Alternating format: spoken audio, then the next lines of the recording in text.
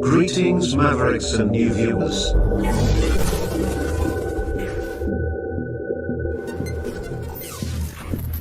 Tonight, direct and live from the Maverick News Network World Studios. This is Maverick News with Rick Walker.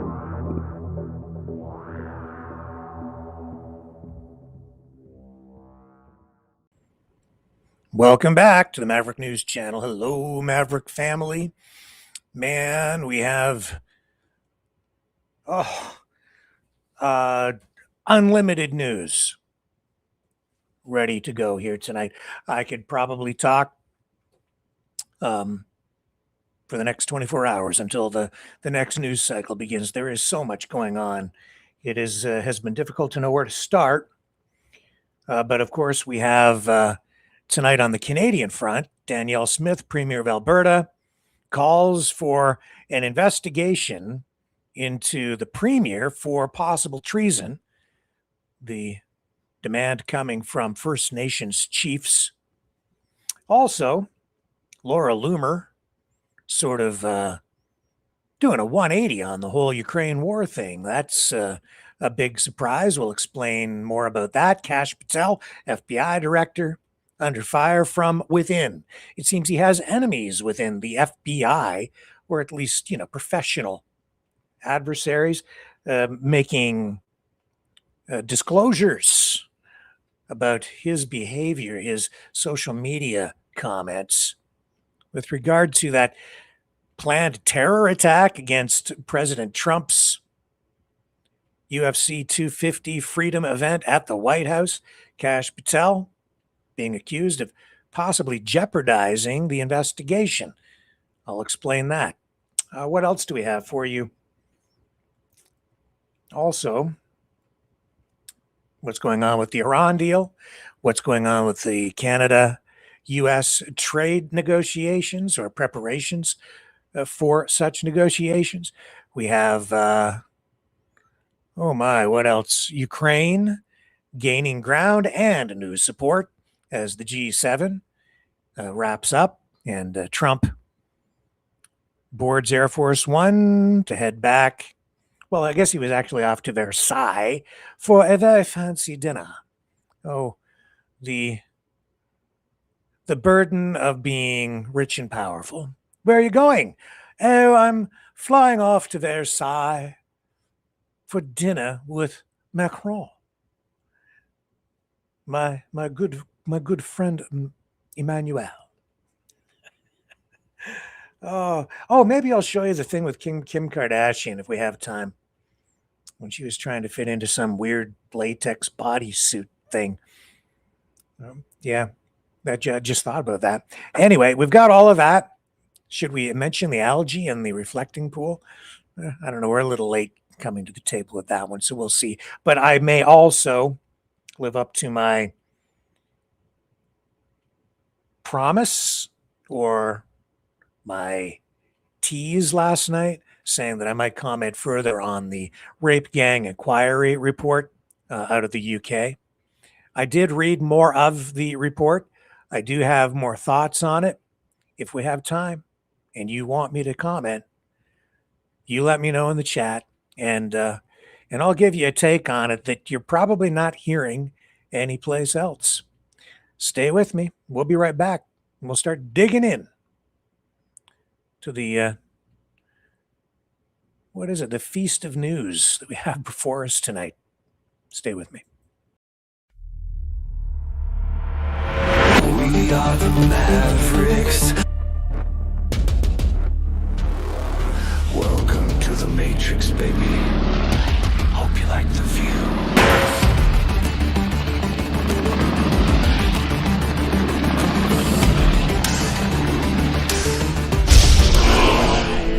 We are the Mavericks. The world is watching.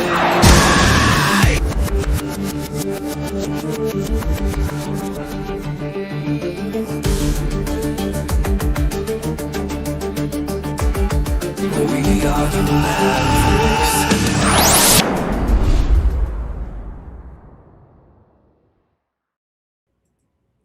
Okay, let's start with Trump and his. I hate to do this. I kind of hate to lead the newscast off with a Trump clip because he just dominates the news every day. He just sucks the oxygen out of the whole world of news, doesn't he? He just walks into a room, dominates. Because I think, it's because he's so extreme on every level. But tonight, he's about to board Air Force One.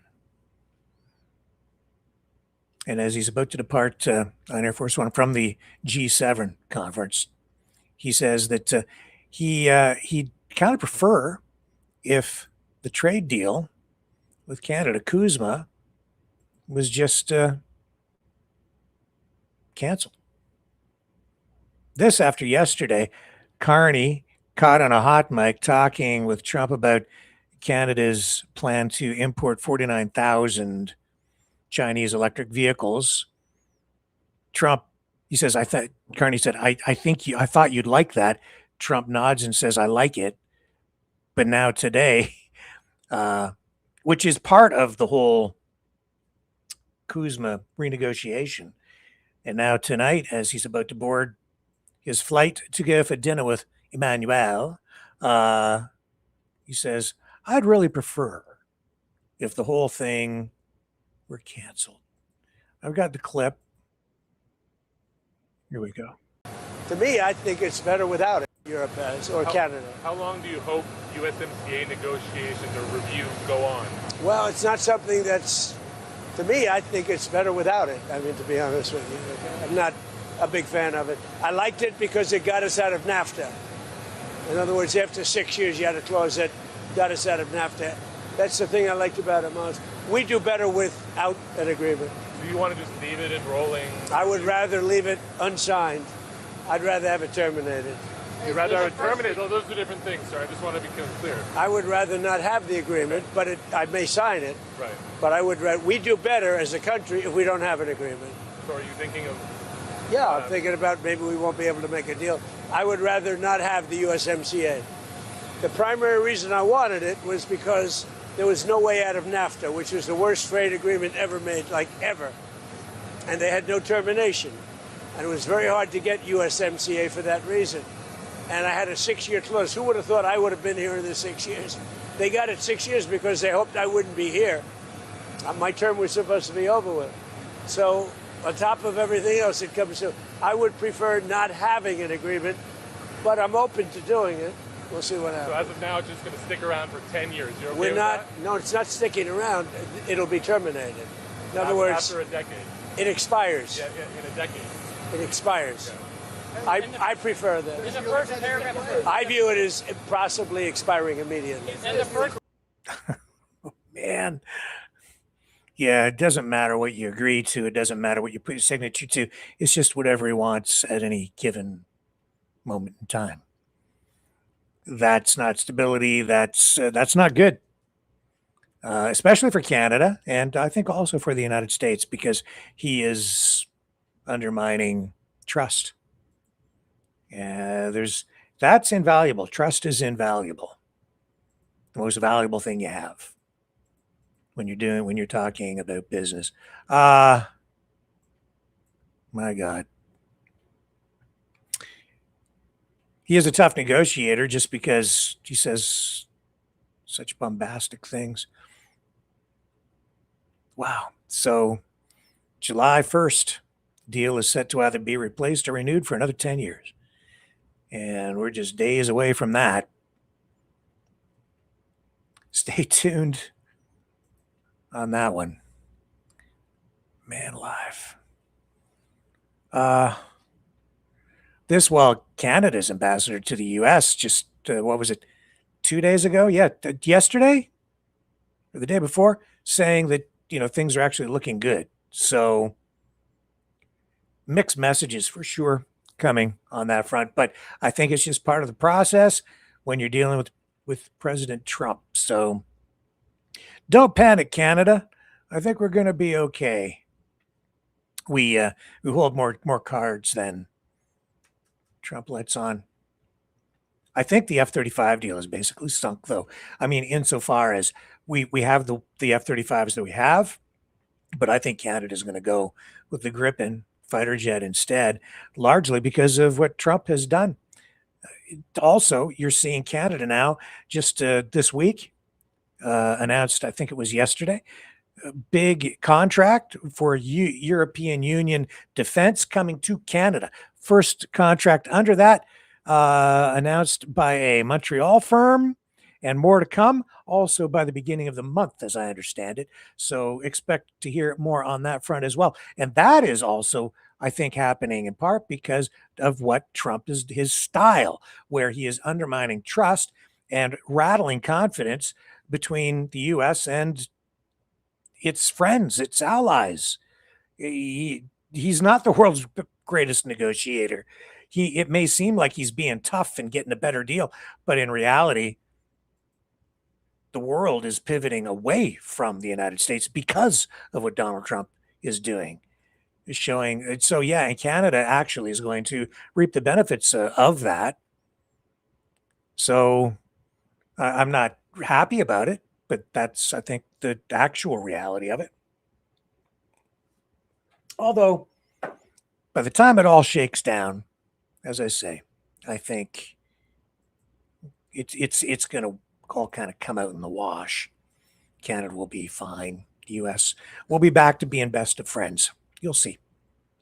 I hope. Beats the alternative. But all that going on while, talking about best of friends, Canada, U.S., adversarial relationship, 51st state stuff, it all ties into the separatist issue out in Alberta. Tonight, Alberta Premier Danielle Smith under fire as the Assembly of Treaty Chiefs dropping a huge bomb on Danielle Smith. Treaty 6, 7, and 8 united, unanimously calling tonight for a general investigation by the RCMP and, a full-scale investigation, rather, by the RCMP and the Auditor General into possible treason being committed by Premier Danielle Smith and her United Conservative Party government. This being called for as the Chiefs cite Section 46 of the Criminal Code of Canada. They met on Treaty 7 territory in Calgary yesterday, voted as one. They pushed a separation referendum. Or rather, I should say, how am I supposed to phrase that? They pushed for an investigation into possible foreign interference and possible treason because the premier has been pushing forward the separatist agenda, opening the door for a referendum, putting Canada's sovereignty at risk.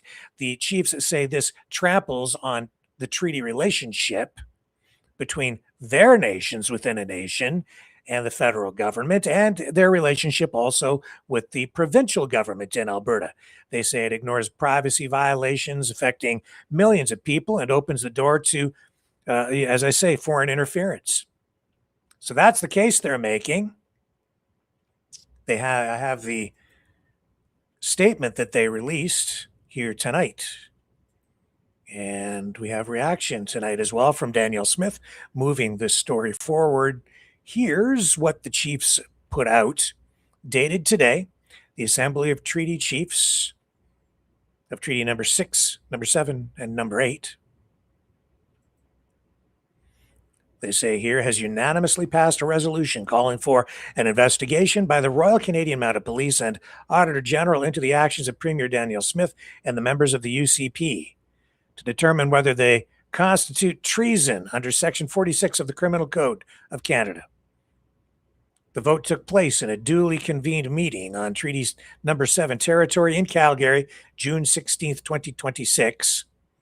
We call for this investigation on the basis of the intentional violation of the treaties, of calling a referendum in the face of severe risks to Canada's sovereignty and the treaty relationship, and of failing to take action on the violation of privacy rights of millions of people. Further, Premier Smith and the UCP government, they say here, have done all this with significant risks of foreign interference and influence.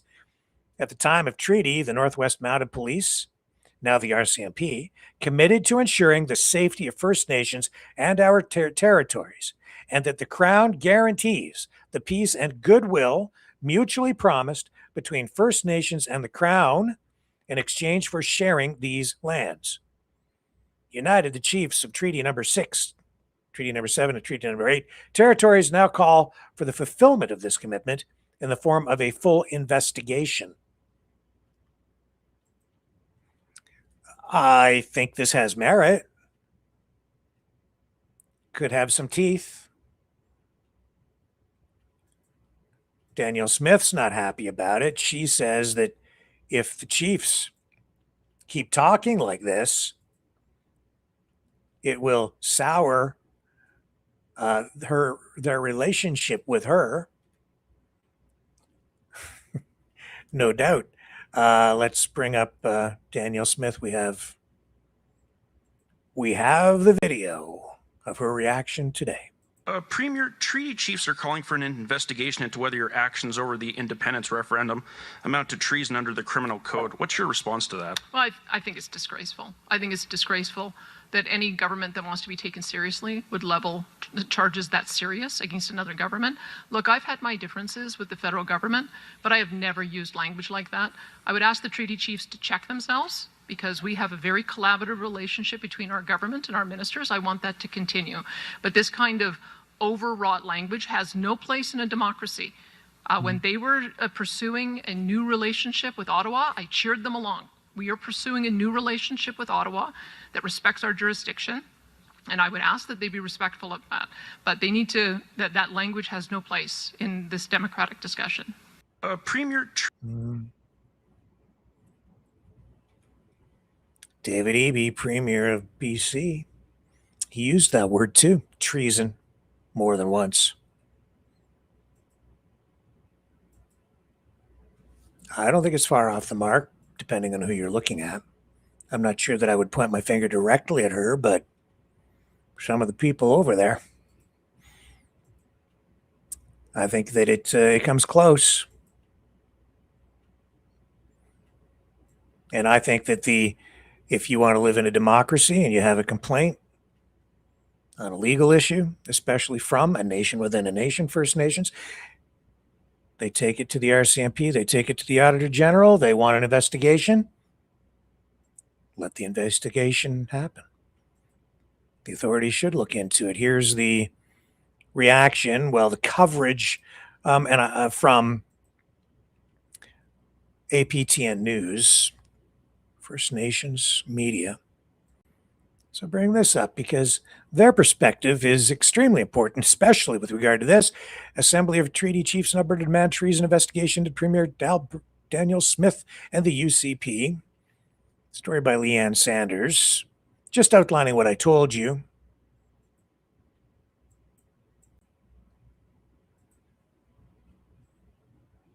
The chiefs say the RCMP has the role of protecting treaty rights and are asking them to step up now. I don't think that's inappropriate, especially when there's very clear influence, involvement of a foreign actor, the United States. Well, maybe not the government of the United States directly, sort of indirectly, kind of related. It's MAGA. Maybe the State Department, the Separatists going down for a meeting on that front, openly talking about maybe as much as $500 million in some sort of line of credit or financing to push the separatist movement in Alberta. I think it's entirely inappropriate. That is foreign interference. You see all the concerns, all the rhetoric, the alarm bells being sounded about Chinese foreign interference and foreign interference from other countries, but somehow the United States, and I'm not even blaming the U.S. government per se, I'm saying that this is a MAGA political U.S., but it is the government now because they're the ones in charge. They're the ones in power. It is foreign interference. It's blatant. It's obvious. They're talking about it openly. They're not even trying to hide it. So yeah, those people working with the foreign government to destabilize Canada and break it up. I don't know that it fits the legal definition under the Canadian Criminal Code. That's open for debate. But on an ethical, moral, and just pragmatic, from a pragmatic point of view, yeah, that is kind of what's happening. Breaking up a country would generally be viewed as kind of treasonous if you have, especially if you have some sort of involvement or backing from a foreign government, where they've even talked about outsourcing national security, bringing in that foreign government to provide a military. Do you see where it's all going? I don't like it. It's dangerous as hell. Says here in the APTN coverage, Smith maintains she and her party support a sovereign Alberta within a united Canada. I get it. I understand the political nuance to it, but it is a bunch of doublespeak. But she says, she's been met with criticism for allowing legislation that made it easier for separatists and others to mount successful petitions on questions to be added on an October 19th referendum. That being said, it has been watered down, and now it isn't really a referendum on separation. It's a referendum on whether there should be a referendum on separation. That being said, it for a lot of people is taking us all too close for comfort to the possibility of Canada being split up, especially for the First Nations. And I think they have every right to demand an investigation at this point into what the heck is really going on out there in Alberta with these separatists. I smell something and it don't smell good. That's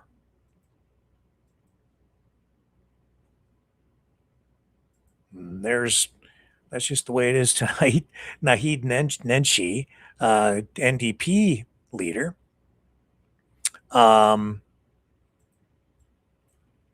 he's on the pro-Canada side.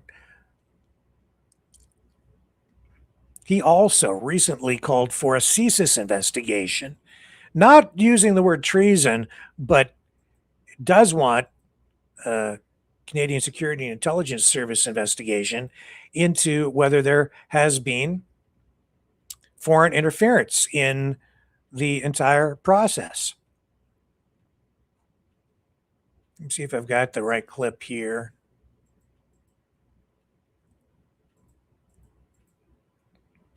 Here's his post.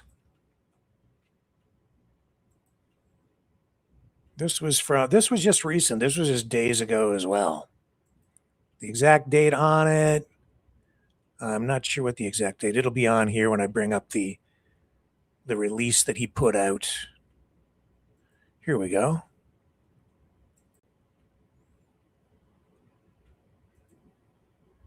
Yeah, it was June 8th. So yeah, just a little over a week ago.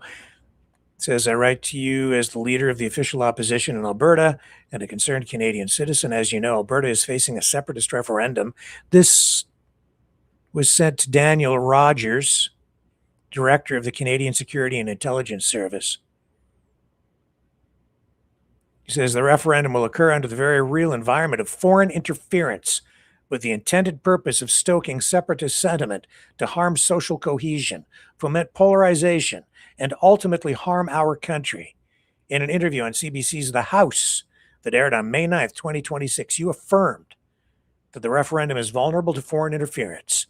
On May 6th, 2026, a number of expert groups and individuals published a report called Decision Making and National Unity Under Threat, Foreign Interference, Cognitive Sovereignty, and the Alberta referendum. The report demonstrates overt and covert foreign interference operations by at least two countries, Russia and the United States.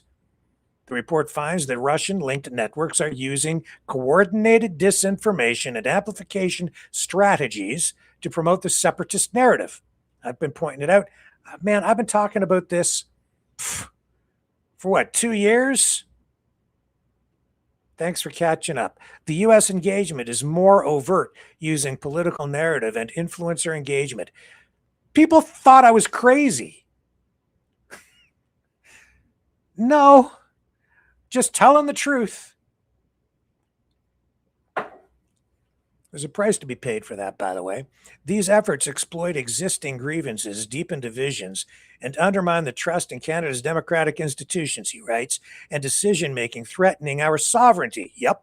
This report comes on the heels of a report called Slopaganda, which was, it was valid, the whole thing valid. Slopaganda, that I showed you all of that. They were really just, again, catching up. This was a report looking into social media, the way it's being used to manipulate our minds or the minds of people who are, involved in the whole separatist thing. Anyway, it's old news to me, but I brought it to you through this because they got traction with it, and finally people are paying attention. Slopaganda, the inauthentic YouTube network selling secession to Albertans, it was called, which identified multiple foreign YouTube accounts utilizing AI avatars and American voice actors to broadcast disinformation to Albertans. That's just the tip of the iceberg. There's so much more going on. All of these reports conducted their investigations before Alberta's largest ever data breach, where the private information of 3 million Albertan voters was made available to the Centurion Project, an Albertan initiative that should not have had access to this information. It's illegal. It is. On May 7th, 2026, news outlets reported that Elections Alberta had sent out 568 cease and desist letters, including to 23 people who had access to the entire electors list. Confidential data. The remaining individuals are believed to have accessed the list. With this incredible privacy violation, Albertans are at risk, especially to foreign interference. The threat to our national security is significant and requires action. Foreign interference has been going on longer than this. It's been going on for years. Amped up right now and finally being highlighted. It continues, in light of all these expert, urgent, and credible concerns, including your own warning, we call on the Canadian Security and Intelligence Service to, they just want an investigation. And yeah, it's appropriate, it's needed, it's overdue. And if they wait much longer, it might be too late.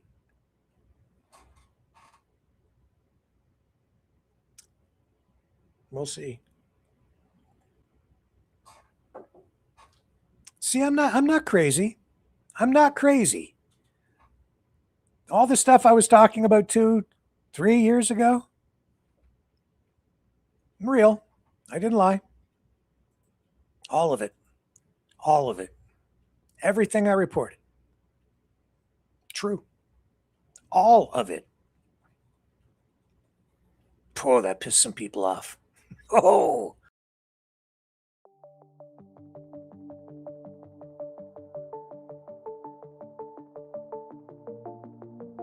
Greetings, brave mavericks. Our quest for truth continues. We go beyond fake news. Together we expose propaganda. Together we pull others out of rabbit holes. We are maverick thinkers. We are all unique individuals. Defenders of individual rights and freedoms. Credible. Trusted. Grounded in reality. Maverick News. Maverick News. Defending free speech. Free speech. Donate at freedomreporters.com. Do it now. Tomorrow may be too late. Maverick News. The world is watching.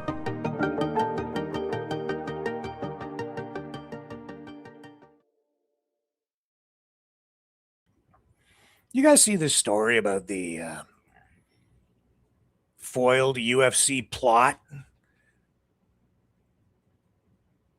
So this was apparently there was a plot, a terror plot against the Freedom 250 UFC event at the White House. So it was, of course, in honor of America's 250th anniversary and, of course, President Trump's 80th birthday bash. They put up an octagon and had blood sport match to honor the octogenarian. Anyway, very serious stuff. Apparently, there was a crazy plot to use drones and snipers and take out high-value targets, as they put it. Well, man, Kash Patel being criticized roundly by sources inside the FBI, Kash Patel, FBI director, right? NBC reporting, and I'm highlighting this because I believe this is their story. They're breaking it. FBI director's post on foiled UFC plot frustrates law enforcement, sources say. Kash Patel's post took some federal law enforcement officials by surprise, in part because authorities were still working to take suspects into custody, sources tell NBC News. Hang on a second here. Let me bring this down. This, again, for me, it highlights how inept Patel is. In this case, it appears to me he's putting politics ahead of the public interest and undermining the work, the investigation being conducted by his own staff, his own FBI investigators. Let's listen in to what NBC is saying about it. House celebration, a UFC fight to mark the nation's 250th birthday, the alleged target for a disturbing, potentially deadly conspiracy. Foiled by federal agents who say they arrested 5 suspects in Ohio, Missouri, California, and Nebraska, but more remain at large. It was an active plot, and it's ongoing. Officials say the suspects coordinated on TikTok and various encrypted chats. Their twisted plan, officials say, would fly drones with explosives over the event to force the crowd to evacuate. And then snipers would fire as the high-value targets fled, including the president, billionaire guests, and a list of Republican lawmakers whom one suspect said took contributions from AIPAC, the American lobbying group that advocates for Israel. It's a terrorist plot. That's not a few guys doing crazy stuff. That is a coordinated, planned terrorist plot. 19-year-old Tyson Proper of Ohio is among those arrested and charged with federal conspiracy and attempted murder. According to a criminal complaint, Proper's mother alerted police, concerned that her son quit his job and spent $3,000 of his graduation money to buy weapons and gear, including this rifle painted with an American flag. Just a word to the wise, don't do this kind of stuff. If it doesn't matter how pissed off you are at a politician, don't threaten them. Don't ever do anything like this. This is crazy stuff, and it will not end well for you. I guarantee it. And I know some people get pretty jacked up out there. Just saying, these people are nuts. While posting anti-Semitic comments on Facebook. Another suspect, 32-year-old married father of 5 Daniel Eskridge of Missouri, posted a photo of his tactical gear and wrote, "When it's go time, I'll have to leave them behind in hopes I can return with a brighter future for them." The motivation? Tyson Proper told authorities this attack was designed to jumpstart a revolution in the United States. Kelly joins us now. Kelly, the search for suspects. Oh, man. Yeah, it's going to jumpstart a revolution. Not. Yeah, you're going to be going to jail, man. But the problem is they were still, I guess, looking for suspects. The investigation was still ongoing, according to 2 law enforcement officials with knowledge of the case who spoke to NBC on condition of anonymity. Then FBI Director Kash Patel posted details of the arrests online Tuesday, claiming FBI credit for the investigation with a nod to law enforcement partners that helped. And then he says here, it took some federal law enforcement officials by surprise. That's right. When you work in law enforcement, sometimes, most of the time, the less said, the better, because you can undermine investigations.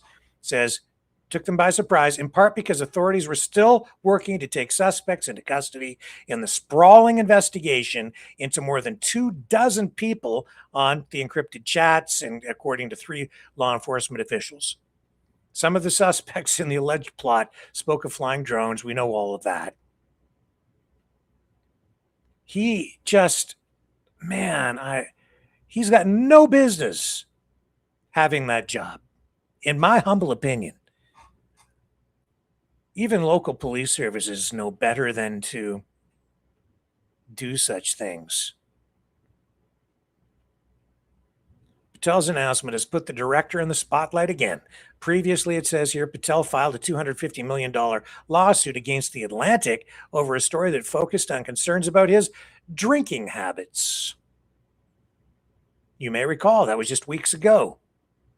That lawsuit is ongoing. NBC News reported in February, it says here, not the only news outlet that did, that Trump himself had expressed disappointment with Patel's actions at the Olympics, where he was drinking on social media in a dressing room at the Olympics, when the director was featured on video drinking beer in the locker room of the men's hockey team after their gold medal victory. The FBI didn't dispute frustrations over the rollout, but instead issued a joint statement with the Secret Service that said there had been a collaborative law enforcement effort. So his first post at 6:50 a.m. Eastern Time included a screenshot of a Fox News story. He replied to that post 7 minutes later with a link to the story, which had scant details about the suspected plot. Besides Patel's own statement to the outlet, he also posted about it on Truth Social. Here it is here. Let me show you. Oh, that's social media.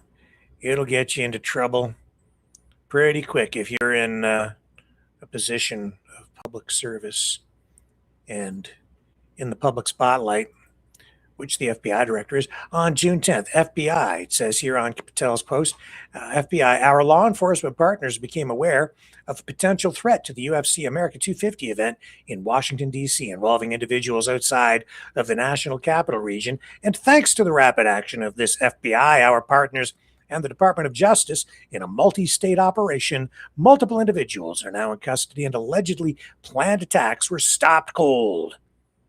While the result represented the best of investigative work, it was also nothing out of the ordinary for this law enforcement team. We are built to detect, respond to, and bring to justice those who threaten the lives of American citizens, particularly during large gatherings like the historic UFC 250 fight. That's exactly what we did here. I want to thank our great agents and partners. This work remains ongoing, and we will continue to update the public as permitted. Except by posting that, you let the cat out of the bag, and people inside the FBI are now so upset that they have spoken to the media to tell them that your actions are making their jobs more difficult.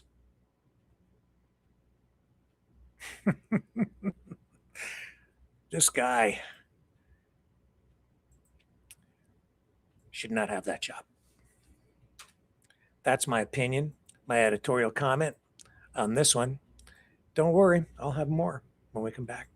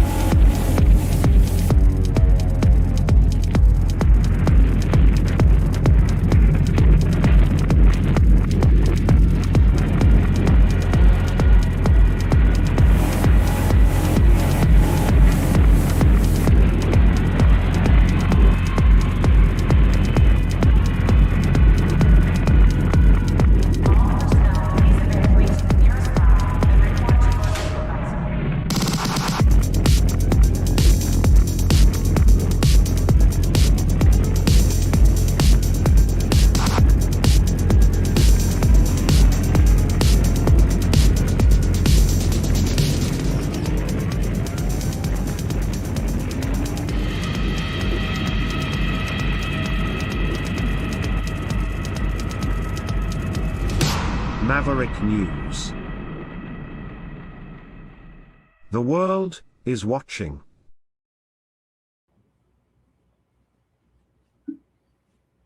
Okay, I'm back. Don't worry, I'm still here. All is well. I need to put my specs back on. I'm not blind anymore. I can see without them, but not as well. Okay, shall we continue? Where we left off. We need a new entry point here. Let's go back on the international front and talk about Ukraine, Zelensky.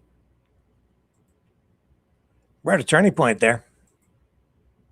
As I said yesterday, Ukraine gaining ground, Russia on the back foot. Russia is in trouble. And as Ukraine is gaining ground, they're also gaining new support. In fact, this, I think, will, I don't know how much the MAGA crowd is acknowledging this, but President Trump seems to have shifted his position somewhat on this. There seems to be a united front now on the Ukraine issue with united support coming out of the G7. Zelensky was there, met with many of the leaders, including briefly Trump and also Mark Carney and others. Here's Macron talking about it. They put out a statement pledging unanimous support ongoing for Ukraine, talking about bolstering long-range capabilities so that Ukraine can continue its long-range strikes into Russia against infrastructure, oil refineries, oil storage facilities, bridges, and supply chain infrastructure and routes. They've been taking out trains, trucks, roads, and as I said, bridges. The Americans took the initiative, and I'd like to commend them. They said that they would negotiate with Russia because they can do it. And I'd like to commend the American efforts to discuss with Russia. But what were the results of those efforts? What was the answer from Russia? Nothing. We, on the European side, we organized together in order to also try and discuss with Russia. What happened? Nothing. And then Zelensky also said, I'm ready to hold discussions with Russia, to negotiate with them. What did Putin say? No, I will not come. You need to surrender first. So President Trump, just like all of us, agreed that there was no serious willingness from Russia to hold peace discussions or negotiations. So I don't know if there'll be a before and after Evian. The facts will speak for themselves. But what I can say is that there was a during Evian. There was an Evian moment, especially when it comes to Ukraine. And what was this moment? It was a moment in which we all listened to President Zelensky's overview of the situation. We listened to him very seriously. We all agreed that Ukraine has resisted much better than some had feared, and that Russia was in a difficult position. And we all agreed that we will increase our support to Ukraine. We all stated that we will all increase pressure on Russia, and we all agreed to hold steadfast on this path. And that is a real change compared to all the months that came, the last few months, not just from Europe, but from all the members of the G7 and all those who support Ukraine. Big change, also change in strategy on the Russian side. You can see it. It's happened in the past, especially the past week. Russia going hard against Kyiv. Not just, and the truth is, they're not just targeting military assets. They are targeting civilian targets, cultural institutions, cultural buildings, museums, even attacking that monastery, that historic church with drones, then claiming that they didn't do it, saying that it was a Patriot missile. fired by Ukraine that took it out. I'll tell you, they're running out of Patriots. I don't know if they have many left. I know they don't. They were firing a few, but they don't have many, if any, left at this point anyway. That's why Zelensky has been speaking with President Trump, asked him during the G7 conference if Ukraine could have a license. Talked about licensing so that Ukraine can produce more Patriot missiles on Ukrainian soil. Trump saying they'll look at it. That looks like a real possibility. Also, Canada being praised of late for assisting Ukraine in its defense against Russian attacks. I noticed a post overnight. This was actually, it's not brand new, but I just mention it here because Canada has been helpful in ways that I think people maybe are not aware of. There was talk a few weeks ago about Russian attack coming in, and I believe it was Belgium and Canada that stepped up. Canada sending in Sidewinder missiles that it's actually old inventory from the Canadian stockpile for the CF-18s. Canada has been in the process of replacing these Sidewinders with a new version. So they sent as quickly as they could these older Sidewinders from the expiring inventory over to Ukraine because they had intelligence of impending attacks. The Sidewinders compatible with the F-16s being used by Ukraine, and they were used successfully to take down Russian cruise missiles that were targeting assets and targets in Kyiv. That was a few weeks ago, so potentially lives saved there. The munitions being provided for defensive purposes, that's what those Sidewinders have been used for. And that's largely as well what Ukraine has been using the F-16s for in that kind of a role in defensive positions. They don't push them out, as I understand it, into the front lines and into places of real jeopardy because they don't have a lot of F-16s. So they keep them back and use them to take out cruise missiles and other incoming missiles from Russia. Just a little sidebar there. As I say, not only gaining ground, but also gaining new support, not only from Trump, whose position, his attitude seems to be changing quite a bit, because I think he is cluing in that Putin's kind of backed into a corner. He needs to save face. He can't just quit for political reasons at this point. At least he thinks he can't. And so when Zelensky is saying Russia doesn't want peace, it's for a variety of reasons. And I think that it is very true. And it's also quite apparent because Zelensky also extended an offer to Putin to come to the G7 in a neutral location, or during the G7 in a neutral location, possibly Switzerland, to sit down to talk peace. And Putin rejected it out of hand. Didn't want to do it. But not only is the support coming from the White House itself, even social media influencers who are very tied into the White House, including Laura Loomer, doing a 180 on this Ukraine issue, previously very critical, saying, don't want to be involved. That's been the MAGA position from the beginning and even before. But now she's saying that she has been, kind of duped. She says that she fell for Russian propaganda. She's now rejecting Putin's special military operation framing of the war. She's calling it a pretext for flattening cities. Now, all of this is, earning her praise from pro-Ukrainian voices. But some people are wondering about the sincerity of it all, especially given her past rhetoric on the issue. I've got a clip from her here where she explains why she is now looking at the whole Ukraine-Russia war in a different light. You know, when I was deplatformed and when my election was rigged because the big tech social media companies wouldn't allow me to have access to social media, RT started reaching out to me and asking me to come on their show. And they said, why don't you have a byline on RT? And you can even write for RT. I never took any money from RT. I was never paid.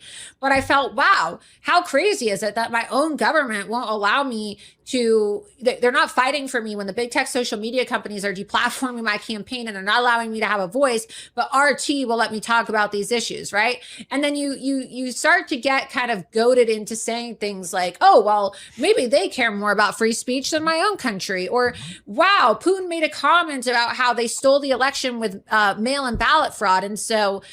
Are you listening to her? Yeah. True.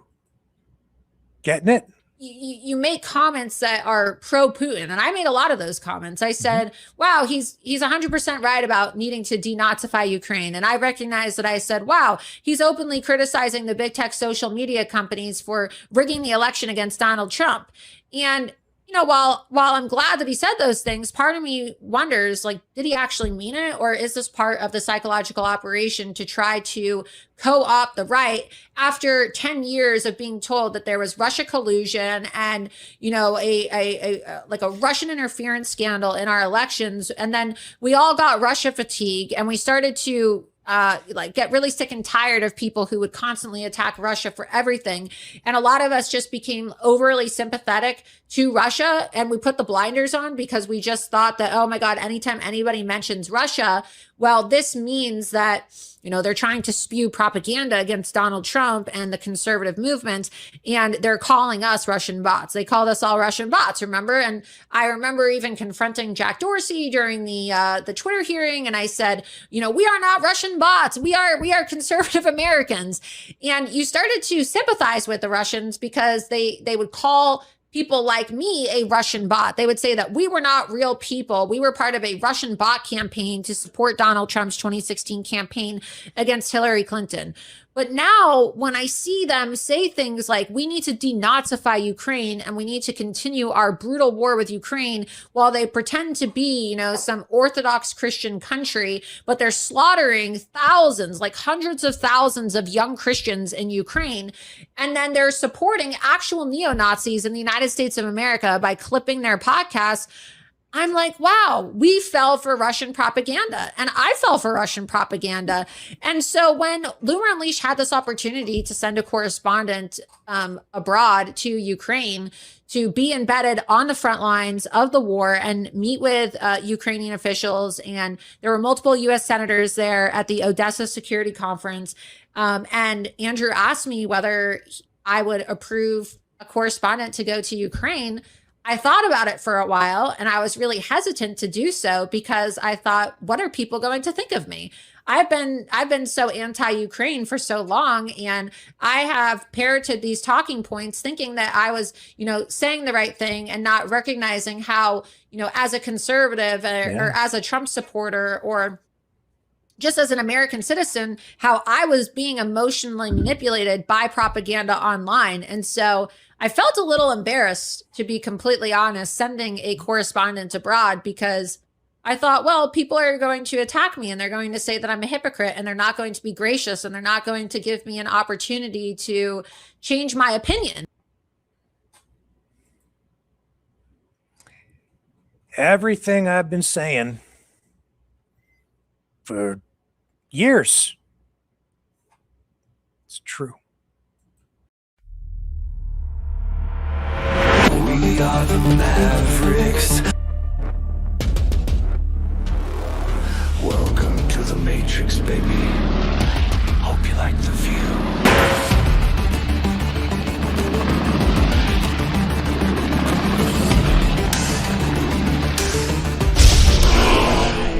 We are the Mavericks.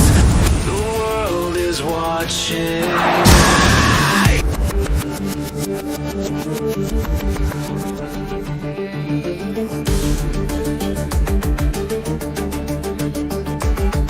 We are the Mavericks.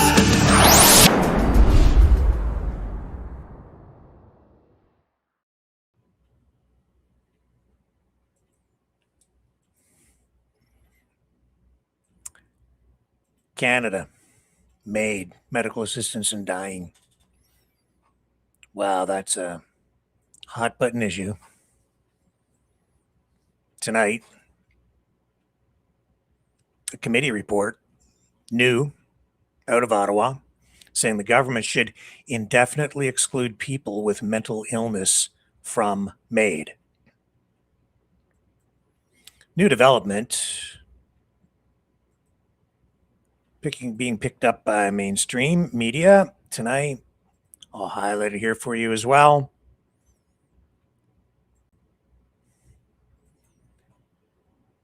I think this will surprise people who might be thinking that Ottawa is hell-bent on just proceeding with the whole MAID thing, but they are listening. Now this committee saying where mental illness alone is a factor,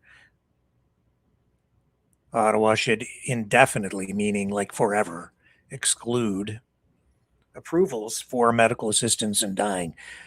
CTV saying in this story, I'll read it, parliamentary committee calling on the federal government to indefinitely exclude people with mental illness from becoming eligible for medical assistance in dying.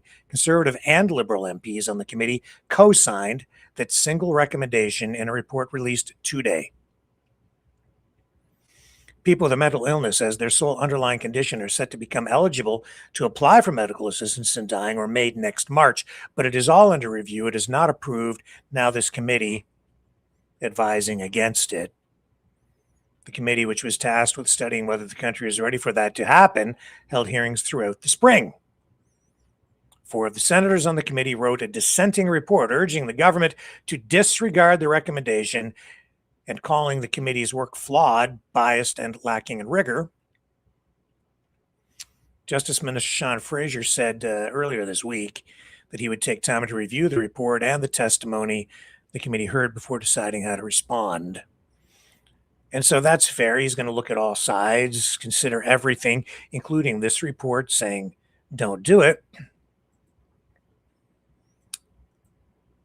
Conservative members of Parliament discussing the report today on Parliament Hill, meeting with the media. I have the video. Let's go to it.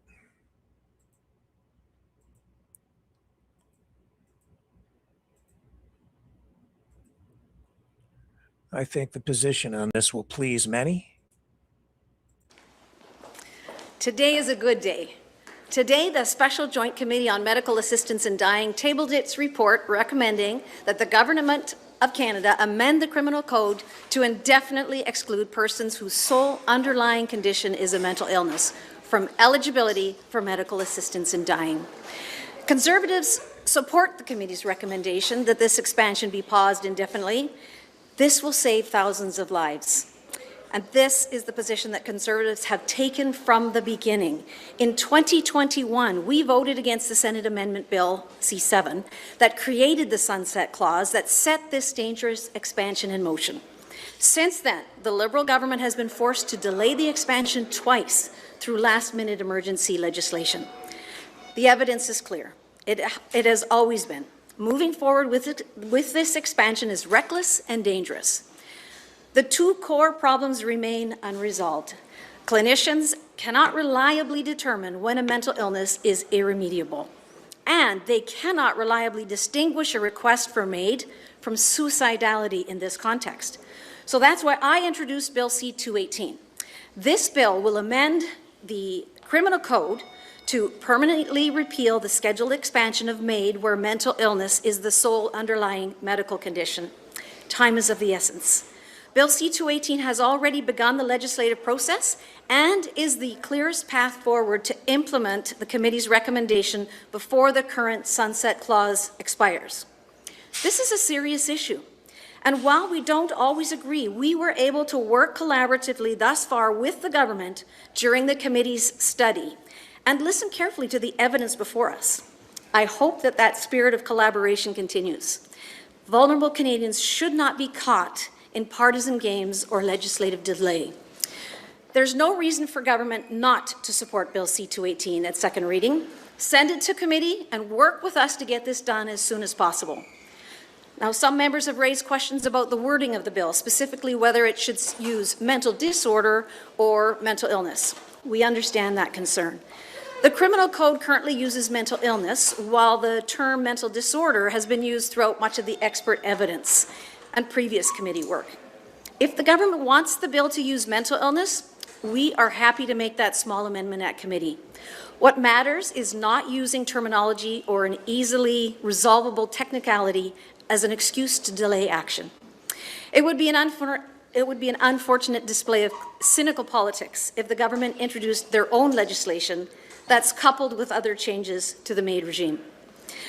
Over the course of the committee study, concerns were also raised about the effectiveness and enforceability of the current MAID safeguards. And that's why Conservatives are recommending stronger MAID monitoring and public reporting, minimal national standards for oversight, updated guidance and training, and a review of whether current MAID safeguards are protecting vulnerable Canadians. Canadians suffering from mental illness deserve care, protection, treatment, and hope. They shouldn't be offered MAID as a substitute for the supports governments have failed to provide. That's why our position is clear. The government must support Bill C-218 and indefinitely repeal this dangerous expansion. And now I'm going to let my colleague, Mr. Lawton, Mr. Cooper yes, first. Michael Cooper, Member of Parliament for St. Albert, Sturgeon River. The report tabled moments ago in the House of Commons and signed on to by all Conservative and Liberal MPs of the Special Joint Committee on MAID validates what Conservatives have said from day one, that this expansion of MAID for mental illness should never have gone forward in the first place, and that the only responsible course of action for the government to take in the face of their decision to have moved ahead with this is to put an indefinite pause on the expansion. This is also a lesson of what happens when a government puts ideology ahead of evidence and facts. After all, it is this Liberal government that signed on to and endorsed a radical 11th-hour Senate amendment to Bill C-7 that set this train in motion. Had the Liberal government followed the evidence, followed the facts, engaged in meaningful consultation, they would have heard what our committee heard overwhelmingly from experts, including leading psychiatrists, and that is that MAID for mental illness cannot go forward because it is not safe. It is not safe because of two fundamental clinical issues. First, it is difficult, if not impossible, to predict irremediability. What that means is that persons who could get better, who could go on to lead healthy and happy lives, would have their lives prematurely ended with this expansion. And secondly, that it is difficult to distinguish a rational request for MAID versus one motivated by suicidal ideation when mental illness is the underlying condition. And that is underscored by the fact that in about 90% of suicides, mental illness is a factor. This Liberal government, as a result of not following the evidence and jumping ahead with the radical Senate amendment, ramming it through Parliament, has resulted in the government having to bring in 2 emergency bills to delay implementation. This is the third kick at the can, so to speak, for the Liberal government. And the underlying clinical issues are not going away. They're there, and until they can be resolved, and there's no evidence that they will be resolved anytime soon, MAID for mental illness cannot proceed safely. And so in the face of that, the only course for the government to take is to follow the recommendation of the committee, introduce legislation to put an indefinite pause on this expansion, and in that regard, there's a very clear path, and it's called Bill C-218. Andrew Lawton, Member of Parliament for Elgin, St. Thomas, London South. I am one of the millions of Canadians who has faced mental illness head-on and almost lost my life to a suicide attempt more than 15 years ago. And I and many others who wrote in, who've shared their stories, have said that if the expansion that is currently set to come in next year were there previously, I and these others might not be here today. This is a very important day that we had Liberal and Conservative members together endorsing one single recommendation, which was that this expansion should not proceed. And I cannot state clearly enough, and I cannot restate enough, that this will save lives. One thing that became abundantly clear in the testimony, especially from people who work with patients dealing with a range of mental illnesses, is that irremediability does not exist for mental illness to the extent that it does and in the same way that it does for physical illness. By that I mean psychiatrists have said that they have worked with patients that at one point in their lives felt they could never get better, could never heal, could never live a life in which they experienced joy and peace and comfort, who then do that. We had healthcare workers talk about patients that have tried to multiple times over end their lives only to come out the other end and be so grateful they didn't. Recovery is so crucially important. It's why Bill C-218 from my colleague Ms. Jansen was titled the Right to Recover Act. It's crucial that people who are at their most vulnerable stage in life dealing with these severe mental illnesses are given the supports they need to not want to end their lives anymore. And I'm proud to stand with those people. I'm proud to say to all of those people that we heard you, and this is the very important culmination of what has been a years-long discussion that I don't think ever needed to happen in the first place, but I'm glad we're here, and I hope the government takes the very clear and direct path forward, which is to support Bill C-218. Thank you. Ms. Jansen, have you had any meetings or conversations with the Justice Minister, or have you scheduled any, I suppose, now, pending this report? Well, what I'm really hoping is that they will actually take a look at my bill now super close, rather than start thinking about doing something on their own. I think ours is ready to go. As soon as we get back in September, we can actually move it forward, get it into committee, and make sure that we don't miss the sunset clause. I don't know if the question for Mr. Cooper is only because it's something you said I want to reference. You talk about, I know that you guys framed the current Liberal government as the same as the previous Liberal government, but there seems to be a distinction here with this report at this time, in that you have Liberal MPs now saying, no, stop. And you have, the Justice Minister, different than the prior Justice Minister, how he speaks about MAID as an issue. Do you think there is a change with this government about how it's thinking about MAID? I can say that we worked collaboratively with Liberal members on the committee who recognized, as we did, that there needs to be an indefinite pause. It is now in the Liberal government's court. It's in the Justice Minister's hands, it's in the Health Minister's hands, and the appropriate course of action is to move forward with legislation to put an indefinite pause. They have not committed to doing that to date. They need to do so, and I would just reiterate there is a clear path, which is Ms. Jansen's Bill C-218, to do just that. If I could just ask one more about, you referenced, is actually from Ms. Jansen, you referenced, I think, in reading the Conservatives' report, the need for a review of the Track 2. No, we're just saying that we heard a lot of testimony that there are challenges in the system as it stands, and so then we think it's really wise to review how things are actually working at this time. What do you think is best placed for that review? Would it be a special committee like the one that was just struck? Would it be a separate Justice Committee, Health Committee? What do you think? Yeah, we're just looking for the government to actually ensure that we do a study, because the review is very necessary based on the testimony that we heard there. Where do Conservatives stand on dealing with Track 2? Because disability advocates have been very loud that the eligibility should be withdrawn back to maybe what it initially was. I hope you don't mind me saying that today actually is just a moment of pure joy that we got this far as we have. We're going to take a little moment to enjoy that, to celebrate the fact that we were collaboratively able to come to this great day, and let's continue this kind of collaborative work on the MAID situation. What is your message to senators who have a different view? Some of them wrote a dissenting report, and you also said, Mr. Cooper, that this stemmed from the Senate. So I just wonder what your reflections are on the Senate itself and its role in all of this. One thing that's crucially important here is that all members of the committee from all parties, including senators, had the opportunity to and did invite witnesses to testify. So we heard from a large cross-section of witnesses. It was very significant to all of us that we not limit the number of submissions we could receive from people who were not even witnesses before the committee. And we received dozens of briefs. We heard from experts in the mental health space. We heard from MAID advocates. We heard from people who are skeptical of MAID, in particular the expansion to mental illness.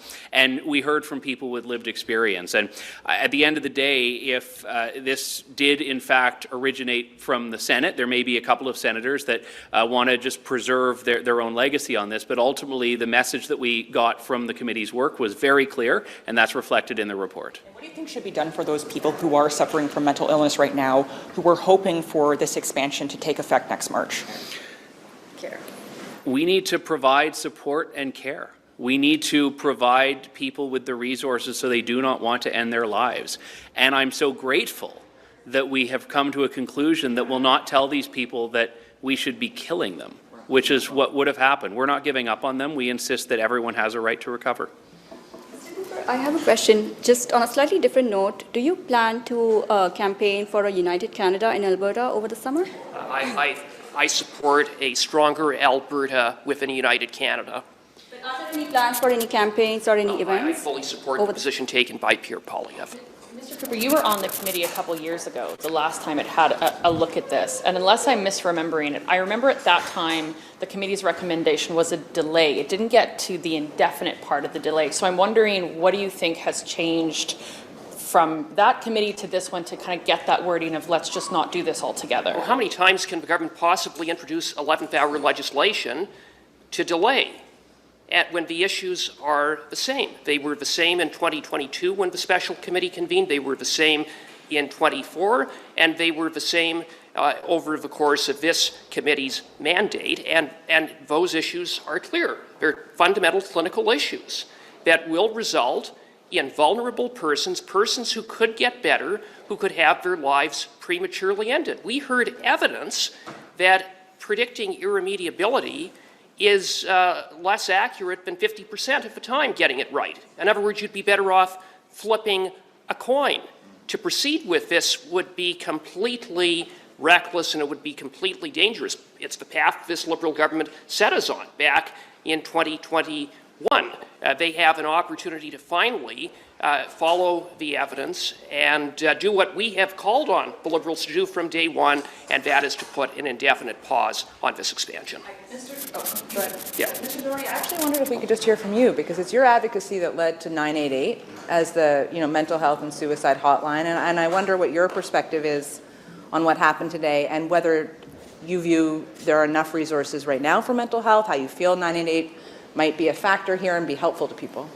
Well, first off, I want to congratulate my colleagues. I was slated as a member for the committee. I followed it along the way as I recovered from surgery, but I couldn't be more proud of my colleagues here, but all colleagues that were on that committee came up with the right decision. It's something that we pushed for since 2021, as you would know. And if you followed my career as being an elected official, I believe that you have to always give hope. And we have to knock down the barriers for those that are trying to get help. We have to break the stigma. We have to have these conversations so that people feel comfortable enough to come forward to say that they're hurting. My colleague, MP Lawton, just said that if this was offered when he was struggling, that he likely wouldn't be here. I've shared my own personal stories. I don't know whether I would be here. And we hear these stories time and time again. I think we should always be fighting for Canadians, always give them the best course of action so that they can recover, so that they can lead healthy lives. I don't think there's enough mental health dollars versus physical health dollars, it's pennies on the dollar. So we have to do more. Until we start seeing mental health in parity with physical health, we're going to continue down the path of seeing more and more Canadians that are struggling.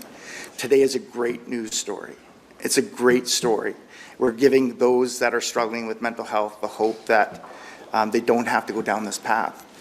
We've heard stories about veterans that have called up seeking help for their mental health, only to be offered to or suggested, have you considered MAID? Absolutely horrible. That should be taken out of the equation at any time. So today is a great news story, and I'm here more in support of my colleagues, and I couldn't be more prouder for them. I guess, Ms. Jensen, I'm remembering a version of a bill that former MP Ed Fast had put forward that I think was similar. It's the same. It's the same. And it had at that time garnered some Liberal MPs voting with the Conservatives to get it to second reading. I'm curious, have you spoken to Liberal MPs about supporting your bill, and what do you think the level of support is within that Liberal caucus? First of all, I want to say thank you very much to MP Ed Fast, good friend. I'm very thankful that he did push this forward, and that he brought this issue forward nice and early, so we could really start pushing on the issue. And of course, we've been out there talking to our Liberal colleagues, and as you can see, we've achieved a great thing today. So I'm very, very thankful. The work has really come full circle. All right.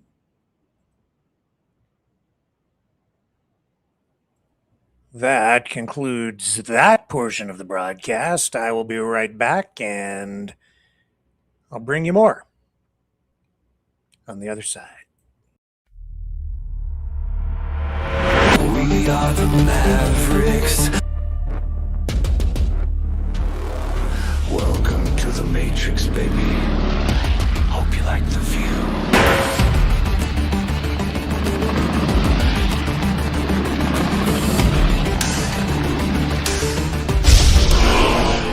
We are the Mavericks.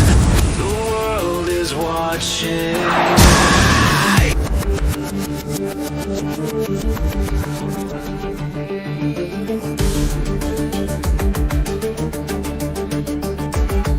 We are the Mavericks.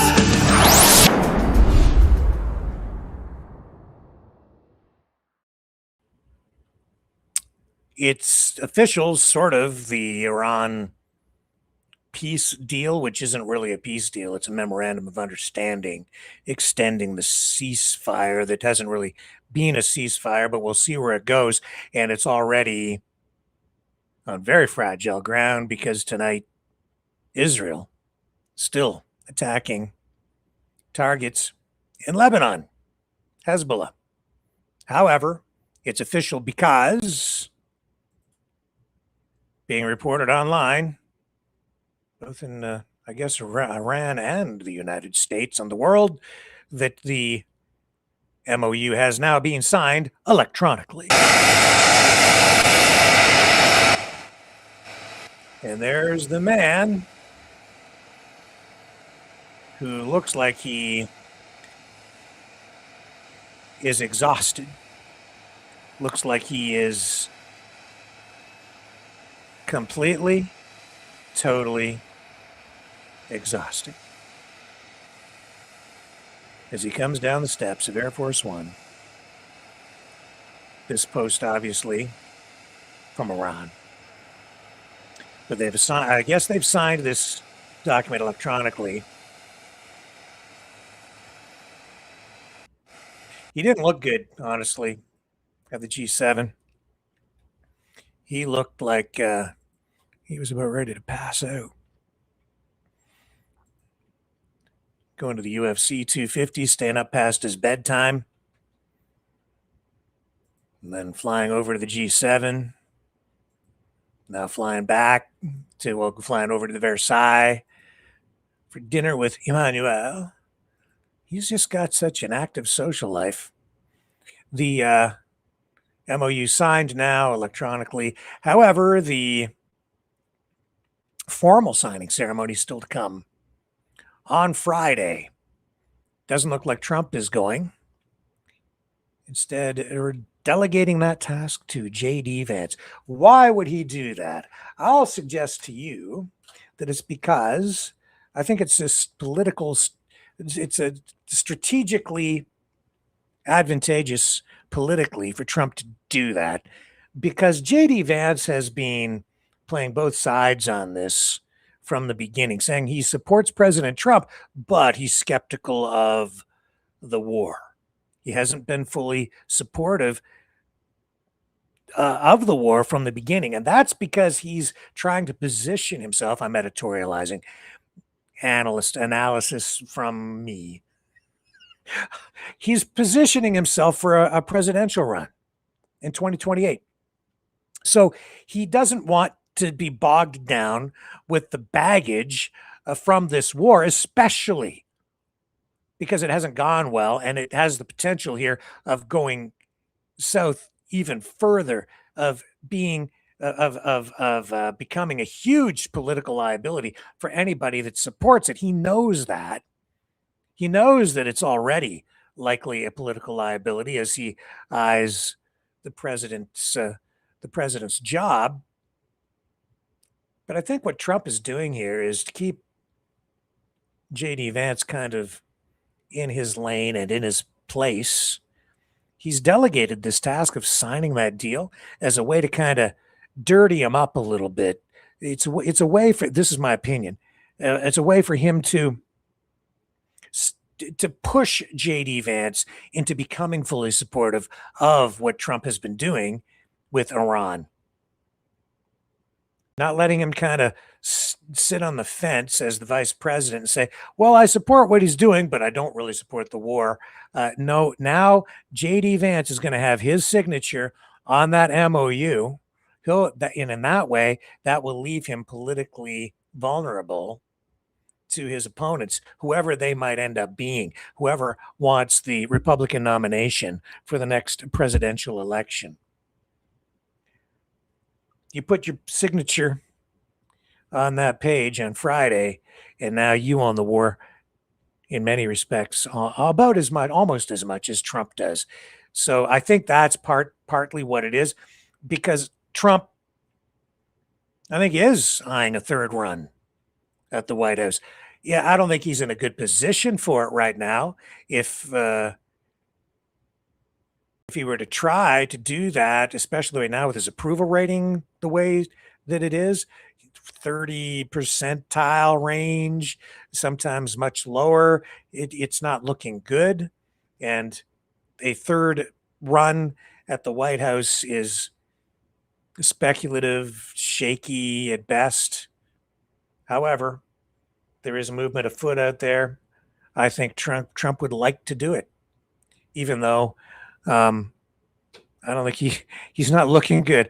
Not sure that he'll make it to the end of this presidency, let alone to the end of this week, with the way he's looking. He's haggard, tired. He needs to get some shut-eye. Says he doesn't sleep much, but he needs some for sure. So that's what's going on there. We'll have more on that as the week progresses, and we will certainly be covering it on Friday to let you know if it really happens, if it really goes down. Now, I said earlier that I would comment more on the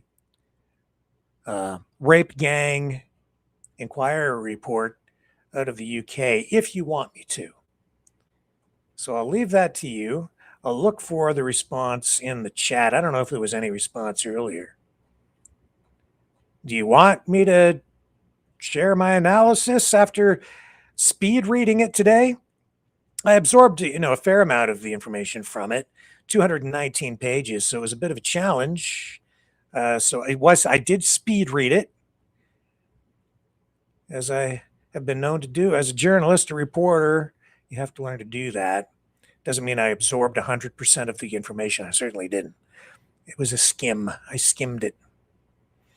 You think about that for a moment. I'll come back on the other side of this, and if you want me to, I'll comment. Otherwise, we'll move on to other stories, and we'll wrap up on the when I come back. But we've got a little bit of time left, so it's up to you.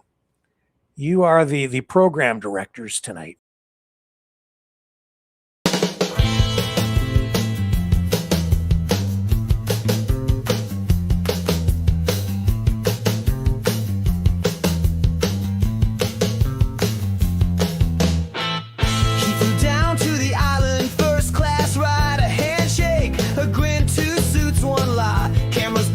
They both look clean, but the guest list redacted, if you know what I mean.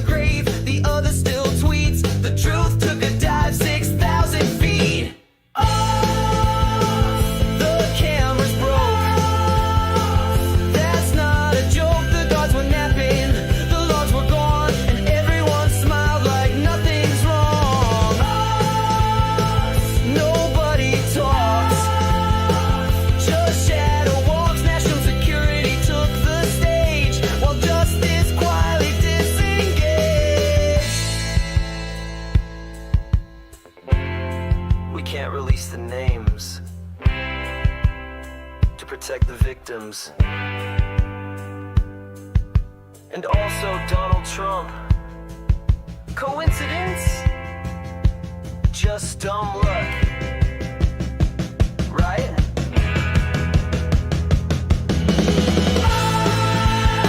Another sealed file. That crocodile smile. We did our best, says the DOJ, while the truth just fades away. Another new spin. No one will win except the rich guys with gold ID cards and closets full of secrets behind steel bars. Just a little glitch. A billionaire's privilege. That's the sound of the case. Closed.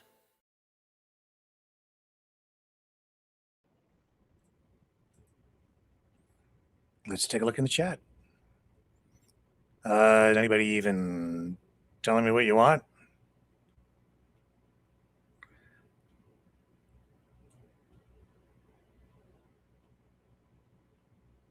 Do you want me to talk about this rape gang inquiry report or not?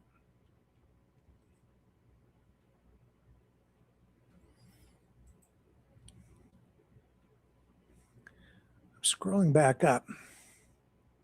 But Lovely says, I think it's good to talk about this. Thank you, Dragon.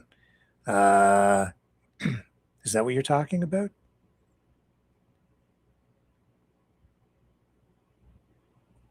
I mean, I talked about it last night. I kind of covered it, but I said I would provide more tonight if you want it. But we went quite a while on it last night, so it's up to you. Dragon says, yes, do it. He says, anybody else? Anybody not want me to do this? Are you tired of me talking about it? It's possible that we have exhausted it, but I have a different take on it than I think you're hearing from anybody else.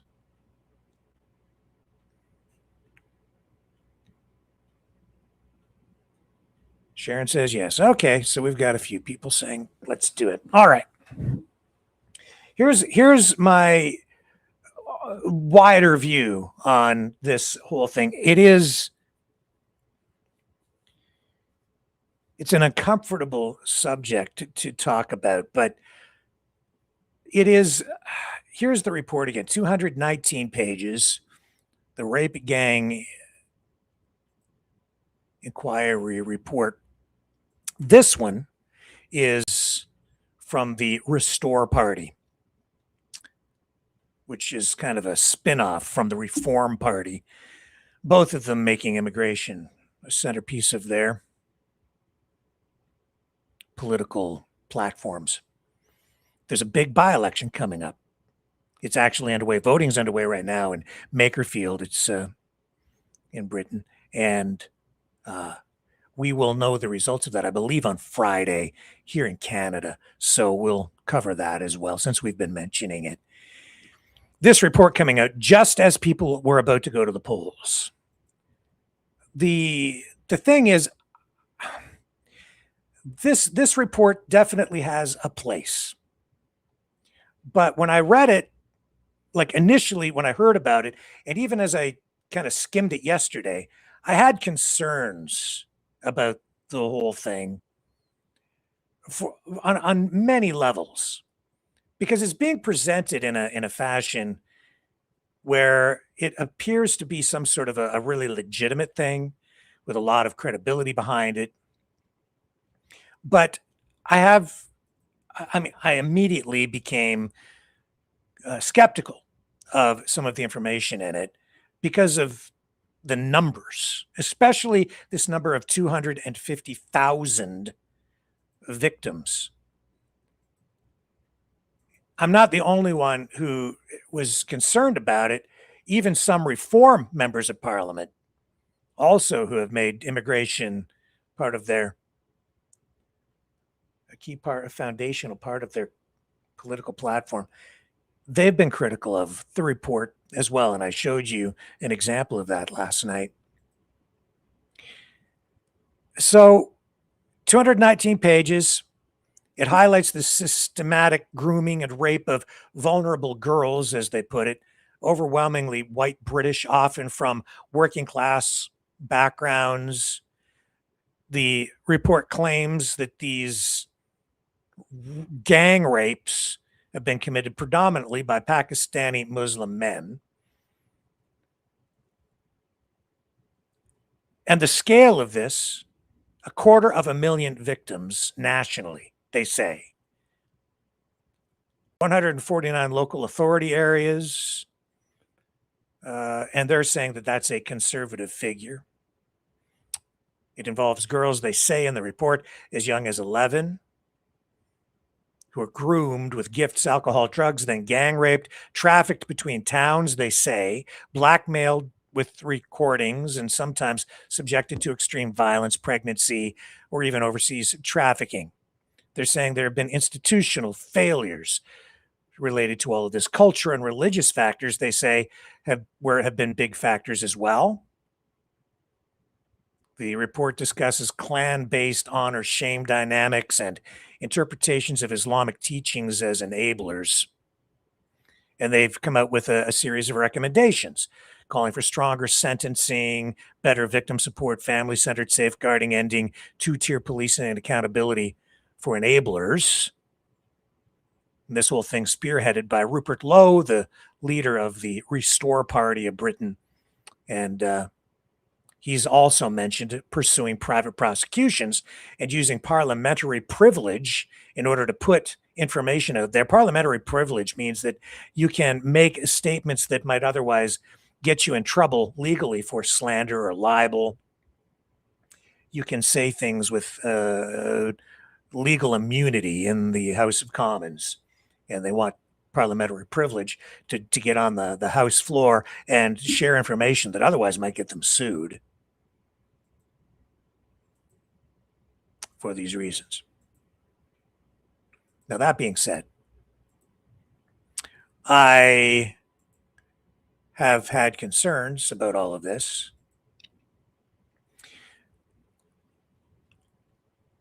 because of the methodology behind all of it. The methodology is not really fully sound by the standards of a rigorous independent statutory inquiry. Now, it has strengths. This report has a place, but it has weaknesses too. It's inherently limited and carries risks of bias, not just risks. It is a biased report. It's a political report.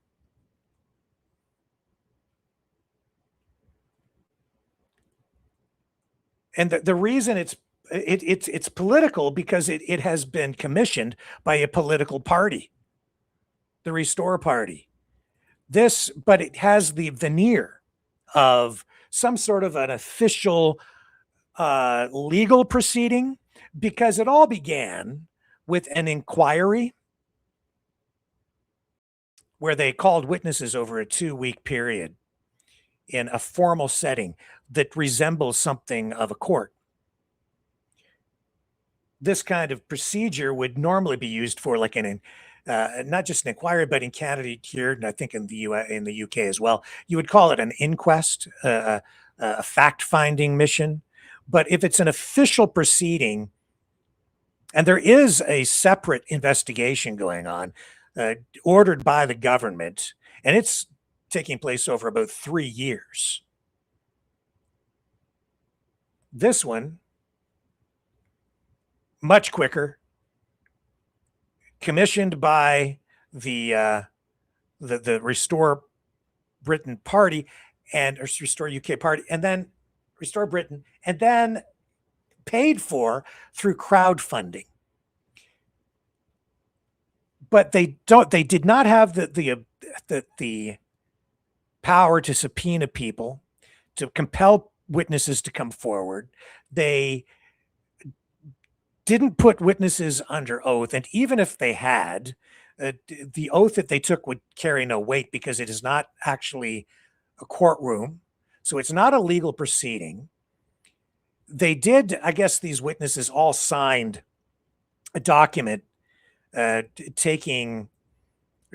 basically pledging to be truthful and honest, but with no penalty for lying, it really doesn't carry any weight. They can put their name on the paper and sign it, and yet they're not compelled actually legally to tell the truth. And even if they lie and are caught doing it later, there's really no penalty. So it's not like being under oath and then committing an act of perjury in an official proceeding.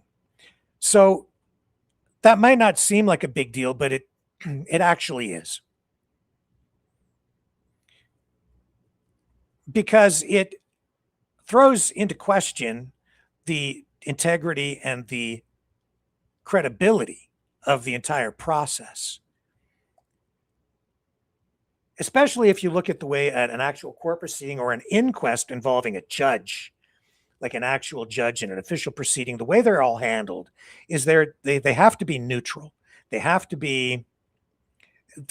compel witnesses to come forward and testify so that you get all sides of a story with real testimony and cross-examination to provide balance. But in this particular case, you're not getting that. In fact, the whole thing began with this inquiry, like not just a report. There was the 2-week inquiry where they did call witnesses and victims to testify, and stakeholders and others, but with no subpoena powers. There were some people who just wouldn't testify. They wouldn't participate in it because it's not an official proceeding. It really what these things are, these kind of inquiries, is they become political tools. In a way, they're mock trials, often used not just here, but around the world for a variety of issues. There were certainly quite a few of them during the pandemic, during COVID, where they're like mock trials put together by political activists, sometimes by political parties, which is the case here, in order to give voice to people with grievances. But while they have the veneer or the veil or the look of an official court proceeding of some kind, they're not. They're really just a place where people can come and air their grievances and get traction. And there's some, you have the air or the illusion of authority behind it, because you have, in this case, members of parliament or officials from, not even officials, but politicians, a political party, some people who've had positions of privilege and power within society and government at one time or another. Sometimes they bring in people who are retired in order to give some air of credibility to it. But these are political at the core. And this particular inquiry has been political from the word go, from word one. This is how the inquiry itself, the inquiry that led to the writing of the report, began. And this is back in February with Rupert Lowe and his opening statement. This is how the whole thing began. First person up, first person to say anything at the inquiry, the person to open the whole thing up is not a judge. It's a politician, Rupert Lowe. And then listen to what he says. Long overdue. Today we open the hearings. Today marks the beginning of something long overdue. Today we open the hearings of our independent rape gang inquiry. 2 full weeks of evidence, testimony and scrutiny. 2 weeks in which survivors will finally be heard. Back in March 2025, almost 1 year ago, I looked at the broken promises from politicians, and I thought that something had to finally be done. I wanted action, not words. So we launched a fundraiser which would go on to become the biggest political crowdfunder in British history. To everyone who donated, I want to personally thank you. Without your support, this would not be possible. I understand the depth of feeling on this issue, and I am humbled that you placed your faith in us. We will not let you down. This inquiry is about... So he's not going to let you down. Just the issue here is that this inquiry is beginning with a conclusion or a verdict. An inquiry, an official inquiry, begins from a place of facts, complaint, but it becomes a fact-finding mission, and it starts from a place of neutrality. It doesn't start from a conclusion and then go and insert testimony that fits the narrative. Not to say, and I don't want you to misunderstand what I'm saying here, there's still a place for this because it does give voice, in some cases, to the voiceless. There's no question that there is a problem with rape gangs. No question. Other reports have dealt with it in the past. There has been finally acknowledgement of this long-standing problem. Finally, it's getting some attention, and this is helping to do that. But this is political. And while it's doing some good, it's also running the risk of causing some damage because of the way that he's doing it. About action. We've gathered evidence, we will now listen, and we will then act. Private prosecutions are our ultimate aim. Justice is our ultimate aim. Justice for the girls who were abused. Justice for the families who were ignored. And justice for a country that was lied to repeatedly about what was happening in its towns and cities. We will identify targets for private prosecutions and pursue those individuals through the courts. We will not just talk, we will act. For decades, organized grooming and rape gangs operated in plain sight. Vulnerable girls, white working-class girls, were targeted, trafficked, raped, brutalized, and even killed. Many were children. Many were in care. Many had already been failed by the state before the abuse even began. We must be honest about who has been responsible. This was done primarily by gangs of savage Muslim men. So again, he's reaching a conclusion here. You should not be saying things like that at the beginning of an inquiry. Not anything legitimate. He's already reached a conclusion. Before the inquiry has begun, no one has testified at this point. This is back in February, as the inquiry was about to begin. He's already giving you the conclusion. He's reading you the end of the book. And we haven't even begun the story yet. It's entirely inappropriate.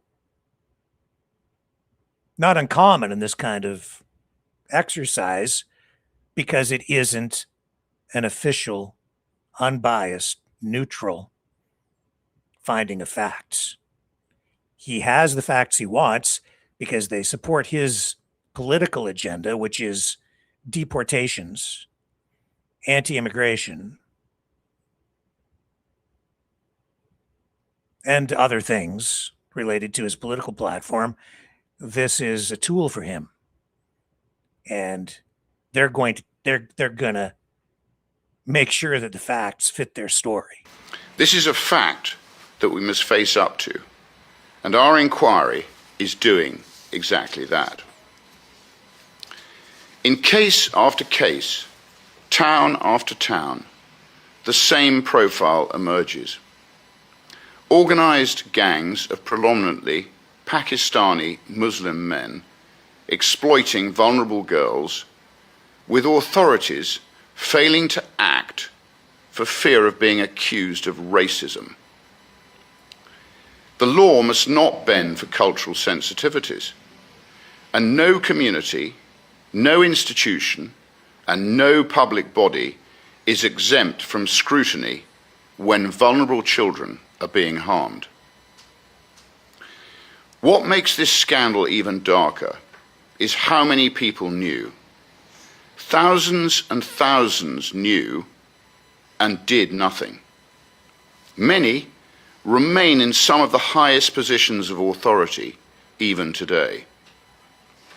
Social workers raised alarms. Police officers raised concerns. Teachers, youth workers, and parents pleaded for action. All too often, those warnings were buried. Investigations were delayed. Victims were told they were making lifestyle choices. This may be true.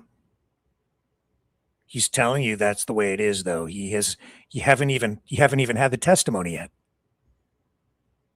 And while it's always the case where lawyers, and before a trial or before an inquest or an inquiry, will gather all of the evidence that they want to present in court, they will do that, but in an actual bona fide legitimate inquiry, they don't start with the conclusion. They lay out their case. Both lawyers, or all lawyers, in the case of an inquest or inquiry, all the lawyers, all the stakeholders would come forward and lay out their information. Both the victims and the accused and other stakeholders, police, social workers, parents, people who've been affected by it in various ways, teachers. The problem with this kind of process is you're only going to get one set of facts, one set of stories and narratives. You're only, in this case, pretty much getting the victim testimonies and related information to that. You're not getting opposition politicians. You're not getting police. You're certainly not getting. They did not have any of the people accused of these crimes come forward compelled to testify in any way. So it's not a complete story. It's not a complete set of evidence. Not saying that what he's saying isn't true, but because you don't have a truly the method, the process here is not unbiased. And because it's politically charged, it taints the whole thing, including, unfortunately, the testimony potentially of the victims. Offenders were left free to continue abusing, while the system protected itself for fear of undermining this sick, multicultural experiment that has been forced on Britain. This inquiry exists because the official response has been fragmented, defensive, incomplete, fearful, weak, and wholly inadequate. We're here to examine what happened. This works for political purposes. It's highly inflammatory, very emotional. You push that button and you have the population divided. In addition to that, very muted response to this report, because if you say anything, including even what I'm saying, you run the risk of having people target you and saying, you don't care about the victims. So it's sort of like reverse political correctness in that way. He knows it. This is a powerful issue for him that he's using as political leverage. Why it happened and who failed. We will not shy away from that, regardless of who may be offended. Most importantly, we will centre the voices that were pushed aside for far too long, the survivors. Over the next 2 weeks, this inquiry will hear evidence from survivors, from campaigners who refused to be silenced, and from experts, from whistleblowers, and from public figures who are willing to confront uncomfortable truths. We owe it to the victims to do this properly, and we are going to do this properly. The mental health and the well-being of survivors is at the heart of everything that we have done, with a team of 5 qualified support specialists on hand to help the survivors through the process. I want to place on public record my thanks to the entire inquiry team. I understand how much effort has gone into getting us this far, and it is sincerely appreciated. We owe it to this country to say clearly and without fear, no ideology, no institution, no cultural excuse, no religion will ever again be allowed to stand in the way of justice. That is why we are here, and that is why these hearings matter. And that is why this inquiry will not look the other way, as has happened for so very long, by so very many. Thank you. Mark?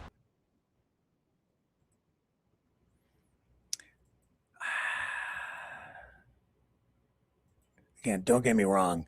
There's a place for this. But you have to understand that what you're looking at here is a political exercise. This is political theater. It's a mock trial, not a real trial. It's not a real inquest. It's not an official inquiry. That is taking place. And the scope of that is broader. They do have subpoena powers. They can compel all stakeholders to come forward and provide testimony. It's going to take longer. It is taking longer. That inquiry is laid out to take place over the course of 3 years. Critics say that's taking too long. That may actually well be the case, as this investigation on the government side is taking place. This one happening much faster. But the reason it's happening faster is because they do not have many sides of the story testifying. They do not have the need then to dig into it in as much depth. It has been an exercise in giving victims a voice, which is fine, and that's why it has a place, but it's also political, and they're rushing it through and putting the report out at a very opportune time, just the day before voting began in that by-election in Makersfield, which is ongoing right now. The timing, I'm certain, no coincidence. 219 pages. In addition to that, the inquiry itself not open to the public. No video record of it available to the public. This inquiry, they're saying for security and privacy reasons. I do largely understand that. Even so, in an actual official inquiry, the room would be open to some level of the public. And there's no, that's kind of the minor side of this. The other issue surrounding all of this is the methodology used in compiling the statistics. Right off the top, this claim of 250,000 victims, to me, it's highly suspect. I don't even, it's the number so large that it defies belief. The reason I say that is that 250,000, you just start breaking the numbers down, and the way that they're characterizing this, where did the 250,000 come from? They're saying that's a minimum, probably way more. And yet, how could that be? Well, they're saying this is over a century. But even those arguments don't hold up. The 250,000 number stems from a comment that was made some years ago on the House of Commons floor. There were some other reports as well identifying some numbers, but that is not a hard statistic. That's an extrapolation, 250,000. That's like a wild estimate that they've come up with. And the timing and the framing, and there's no transparency on how they've come up with these statistics. The actual calculations, the methodology behind it, I couldn't find it in the report.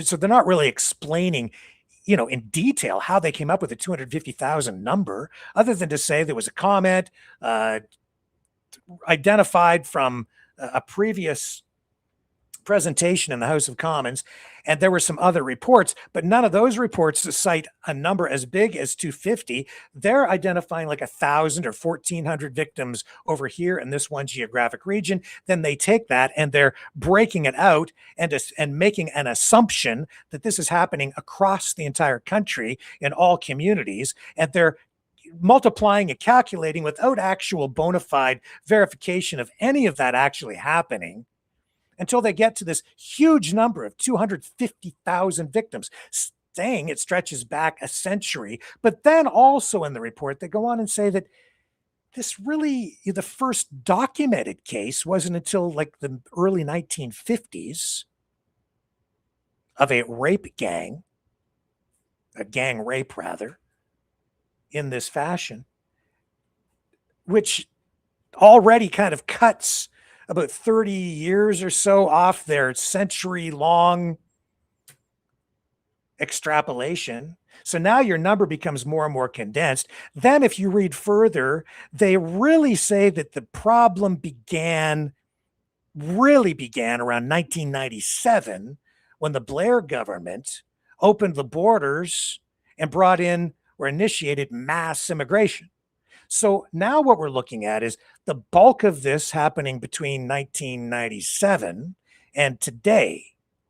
Now you start to see, okay, 250,000 victims over that period of time. That's all now more condensed from 97 to 2026. And it keeps on narrowing down more and more and more. That's a lot. Like, that's huge. To the point where it's like, how many per year are we talking about? How is that possible? And then it's like, you start to break the numbers down. That's supposed to be for gang rapes. I could buy the number if you want to talk about sexual abuse in general, if you want to talk about trafficking of people for the purpose of prostitution, all kinds of other sex crimes. You want to start talking about sexual abuse in broader terms. But this is a report specifically dealing with gang rapes. To suggest that you've had 250,000 gang rapes from 1997 to today, personally, I don't live in Britain, but that number seems incomprehensible to me. Because on top of that, then you have all of the other sexual abuse cases. You're at the point where I know that the stats suggest that you have about 1 in 20, 1 in 15, maybe 1 in 10 young people, especially women, who have been sexually abused at some point in their lives. The 50% of that happens within families. As I said last night, uncles or siblings or abusive parents. And those kinds of abuses range in how serious they are and the different forms of abuse that take place. So you kind of take that stuff out of the equation. You're left, just gang rapes, 250, that's 250,000 people from 1997 to this. I'm struggling with that. This is a number that has come under attack. I'm not attacking it. I'm saying I'm skeptical. I don't think the methodology on the math is good. I think it's flawed. I don't think that's a real number. It's just a number they've made up using previous studies and extrapolating, estimating. And if it happened over here, and it happened if it happened over there, and if it happened over, there's no proof of it. These then become imaginary things that they cook up to make the number bigger, to make the story bigger, to get people even more upset and jacked up. Because that's a lot of what's going on here. It's political. This is designed to get people angry, get people afraid. The problem is, it is a real problem. And if you want to get to a real solution, you need real information, real stats. This is something that's been done here in Canada too, on this very kind of issue, especially abducted children, where numbers are taken completely out of context. They twist the numbers, even the MAID issue. People opposed to MAID. I called it out on an interview that we did here a couple of months ago. The methodology, completely flawed, where they lump a bunch of stuff in together, categorize it all as one thing, and it's not, you get this huge number that isn't really representative of a fact. This is a fabrication, that 250,000 number. I say prove it. Not that it needs to be proven. There is documented evidence. It is proven that there's a problem. The scale of it, though, is what's in question. And the problem here is that when you have a politically charged report, a politically charged and a predicated inquiry that is obviously biased, drives toward a political agenda, and then you're using these numbers that are open to attack. Here I am, basically a mathematical layman, laying out an argument that just, honestly, it obliterates that number, shows that it doesn't have real credibility behind it at all. And if I can sit here and do that, people who are more learned than I can rip that report apart. That's a problem. That does a disservice to the actual victims, because now you have victims who have been offered an opportunity to testify as part of this process, which is not really legitimate, in the sense that the methodology is flawed. The process is biased. The process is flawed. The process is political. And now you have victims who are participating in this political process, who I have no doubt that these people who have come forward, most of them, if not all of them, telling the truth, telling their stories. But now they're part of a political process when they need to be part of a process of justice. That's not to say that there isn't a place for this. There is. The stories need to be told.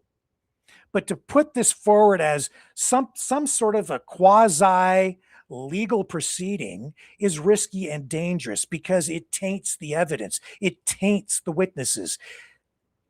He's already made an assertion here, or he's talked here, Rupert Lowe has said that they're going to pursue private prosecutions, if not, broader prosecutions. They will no doubt be putting pressure on government to pursue prosecutions against people who are accused. And rightly so, as the evidence dictates.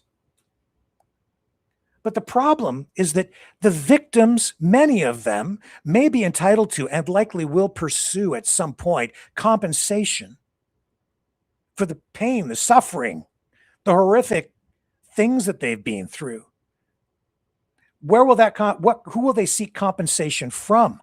My guess is, and this is based on like a long history of the way the law works, they won't just go after the perpetrators of these crimes, the people who are involved in the actual gang rapes. And there's no question that these things have happened. The question here is, on what scale, who is actually responsible, who's guilty, who are the actual victims. When you have the victims involved in a political process, it taints their story. When they go for, because the testimony they're giving here may be motivated by the political process. It may be influenced by the political process. Their testimony potentially here could be questioned because there will be foreknowledge that they may be pursuing compensation, financial and otherwise, in the future, possibly from government, and being involved in this process where you're testifying not under oath and you're saying things. All of that can be called up as evidence later in court. I'm just saying that you have to be careful what you say, and you have to be careful about what process you get involved with, because anything you say can and will be used against you in a court of law. What Rupert Lowe is doing here is he's exploiting this for political purposes. He's using the victims. His intent may be righteous. He may have the best of intentions, but it is political. No matter how you frame it, it is political. The inquiry is political theater. It was political theater. It has been political theater from word one. And the reason the testimony of the witnesses then can become very tainted is because the process is not only political, it is flawed. The report is flawed. The data in the report is flawed. It appears to be exaggerated. Therefore, the report has questionable credibility. It has giant, large, huge, gaping holes in it, which somebody can drive a legal truck through, a good lawyer. That can and may be used in the future against the witnesses, the victims themselves. Therefore, he may be actually doing a disservice to the victims by involving them in this process. Get it? That's why I don't recall the gentleman's name. He's a member of parliament from the Reform Party. I happened to call him up last night. I didn't phone him, but I called up his social media post stating it, but it wasn't entirely clear what he meant, but I was getting it. This is what he was talking about. The process can put everything to come in the future in jeopardy if it's not handled properly. The reason it can undermine things is if you're going to do it right, you better damn well get it right. And I don't think Rupert Lowe got this right. Because the methodology, especially on those stats, right off the top, 250,000 over a century. But the first documented case, not till 1952 or 53. But the real problem began in 97. Now it's just becoming, now you're compressing all of those numbers. Actually, it's not just over a and there's no transparency on it. They're all over the map on these stats. So you have no credibility. But people are afraid to talk about it. People are afraid to tell you what I'm telling you. I have no doubt. Don't get me wrong. There's no question. There is a problem. That's documented. One of the real questions, though, is how widespread was it? Has it been? How bad is the problem still right today? And you need to get to the truth, not just lie about it. Lying, especially in a case like this, especially in an inquiry, especially about a matter as serious as this, especially about anything, whether it's COVID or vaccine injuries or any serious matter like this, the end does not justify the means. In a case like this, truth is vital. An exaggeration can and will be used against you in a court of law, and even in the court of public opinion. It undermines your credibility. And anybody who becomes associated with that gets dirtied up. They become vulnerable as well.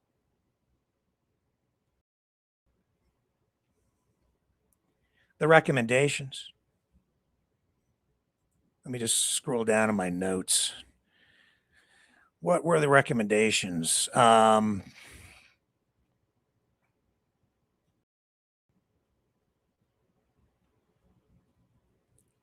Because even there are, concerns.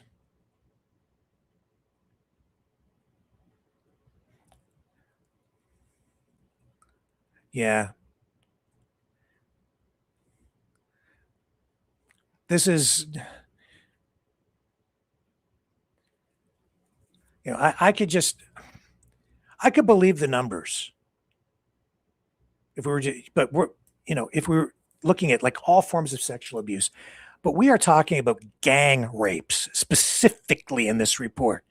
To suggest that a minimum of 250,000 actual gang rapes happened at the hands of mostly Muslim men, which is something he states right off the top, may be true. And there is evidence, real evidence, in some of the other reports showing that there is a trend happening there. But the math doesn't work in the real world.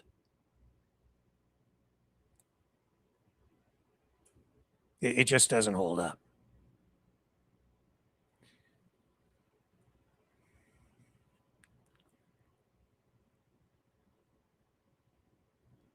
It's basically a political paper looking for a license from the public to start.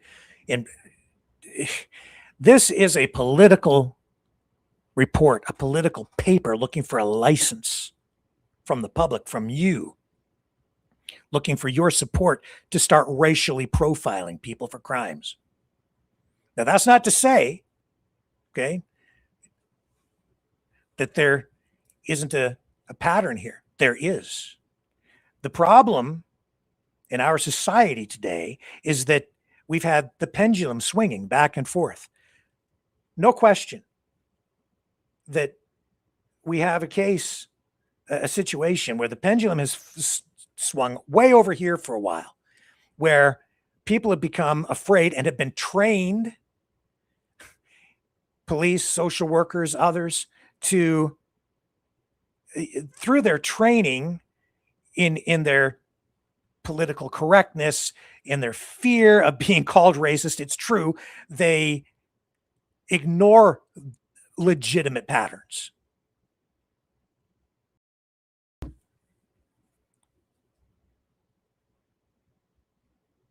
The report calls for mandatory, and when I say that they're looking to racially profile people, I believe absolutely that Rupert Lowe wants to do that. Now, the report calls for mandatory recording and publication of ethnicity, religion, nationality, and immigration status for perpetrators and the victims in these child exploitation cases. That's one of the main recommendations.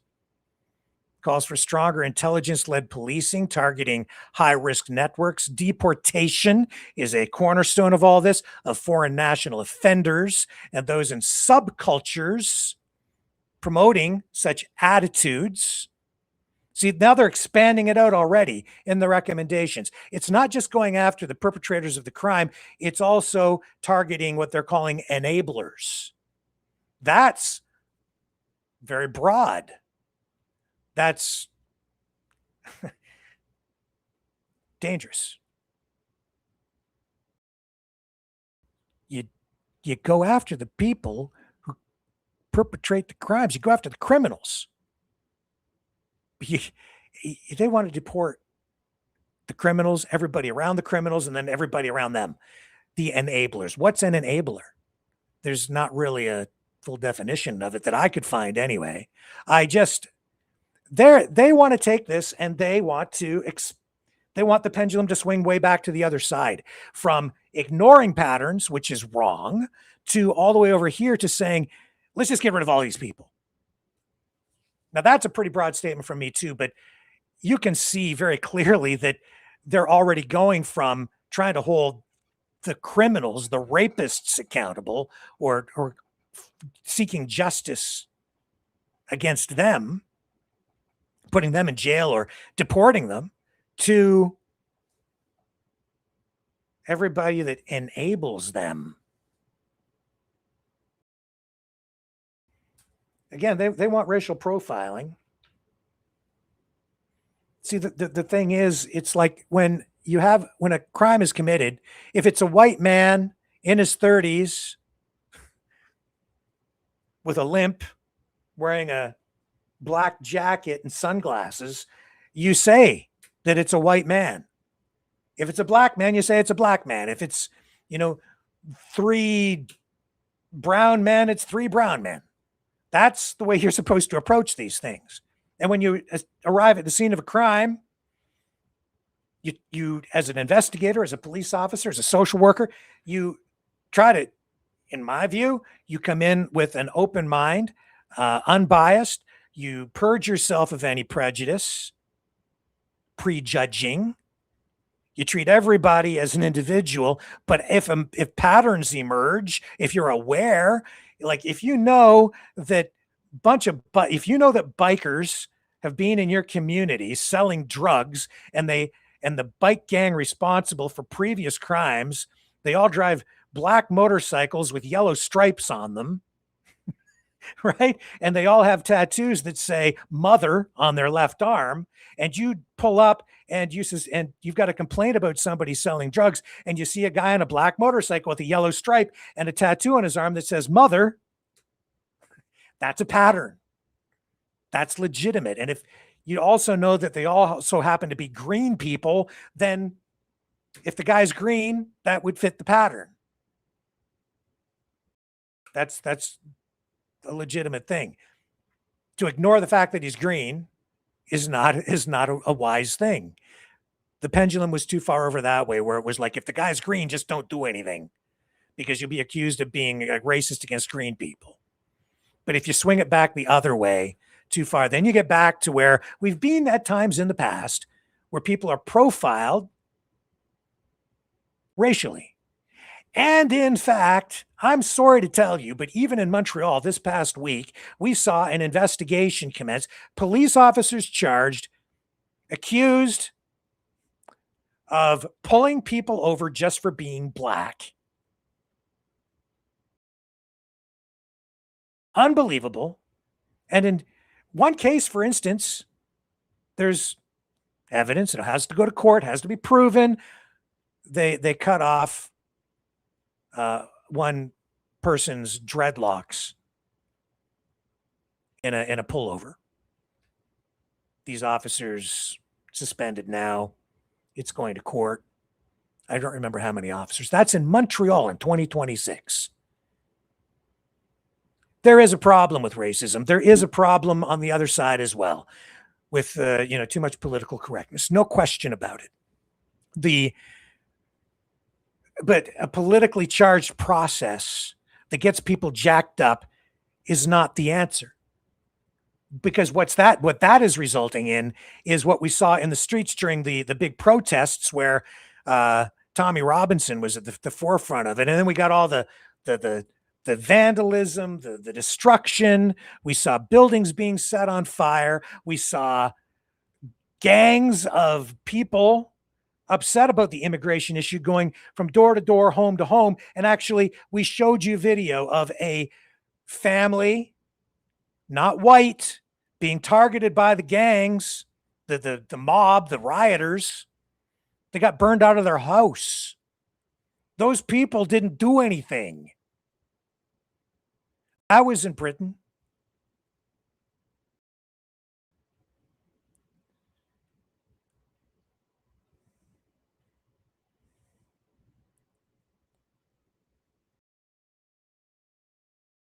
This is real tension. This is a real problem.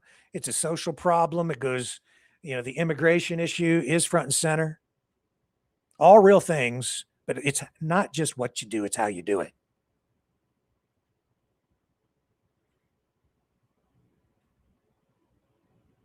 The methodology flawed here, the process flawed.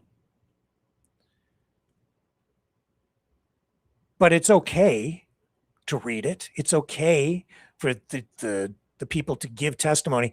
It's just that it needs to be framed properly. People need to understand what it is they're actually looking at. And this is not an official or a legitimate legal proceeding of any kind. It's just political. That's what this is. Grateful in a way for the victims to be given voice, but I'm critical of what Rupert Lowe has done here because he has been sloppy. And that sloppiness, I think, has been is the result of anger.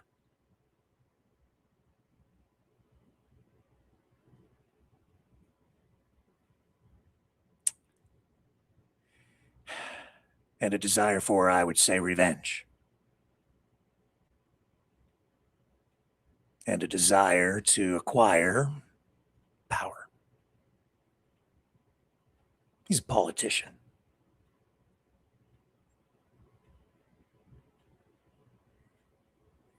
Mandatory recording and publication. These are the core recommendations. Mandatory recording and publication of ethnicity, religion, and nationality data for offenders and ideally victims in all child sexual exploitation cases. Harsher sentencing, fair, comprehensive deportations. That's the cornerstone of their whole, that's the whole reason for the existence of the party. They want to deport all the people they don't like. Automatic removal of foreign national or non-citizen perpetrators and enablers. I'm reading it. Broader action against those with permanent residency involved in such crimes. Institutional accountability. Investigations and sanctions, including loss of pensions for officials, police, social workers, NHS staff, etc., who failed victims due to political correctness or fear of racism accusations. They're going to go after their political opponents. They're going to use this as a political tool to purge the government of anybody who's too woke, too progressive, too liberal. It sounds like they're going to hold people accountable based on this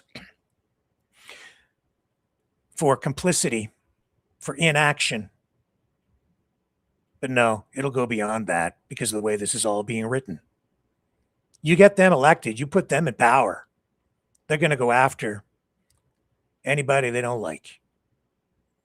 They'll use it as a political tool.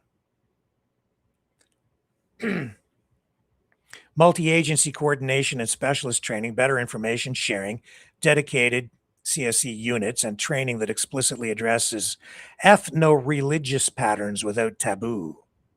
Yeah, that's because these guys also want to establish an ethno-state. Pendulum swinging back too far the other way. Enhanced victim support and safeguarding, greater family involvement in child protection. Although we know that in some half the cases, it's right within the families themselves. But that's another ball of wax. Improved trauma care, removal of barriers to compensation. Removal of barriers to compensation. See, I told you. These victims will be going after compensation.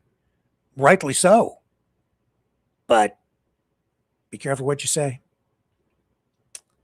And review of criminal records for victims who were prosecuted.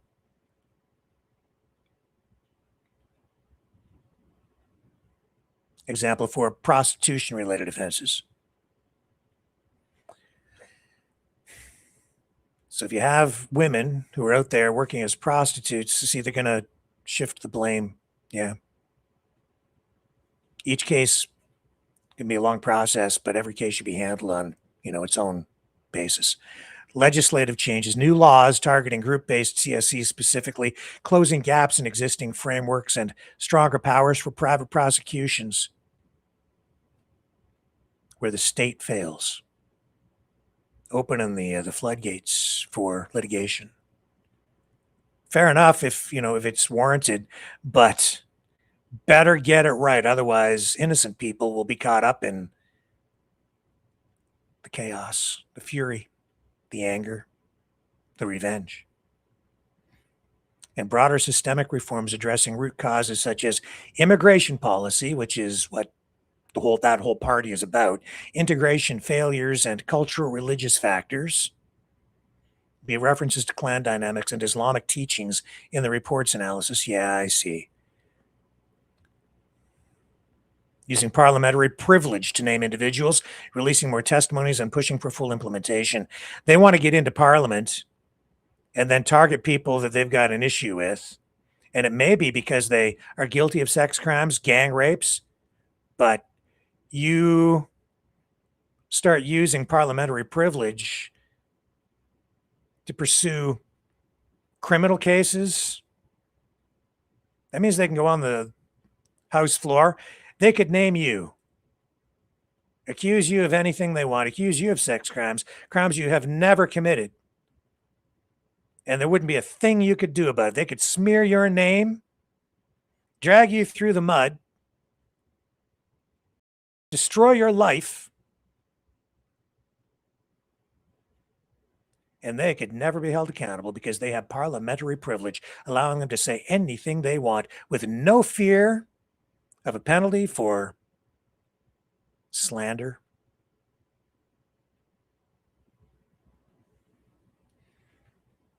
Careful what you ask for. Be very careful what you ask for. You give the power to these guys, I bet you they use it.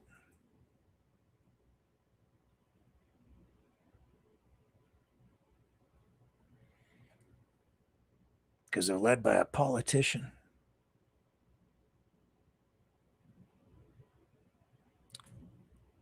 Who's not after just revenge. She wants power.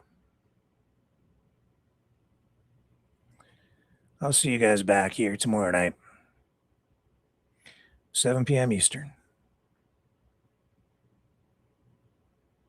On the flip side.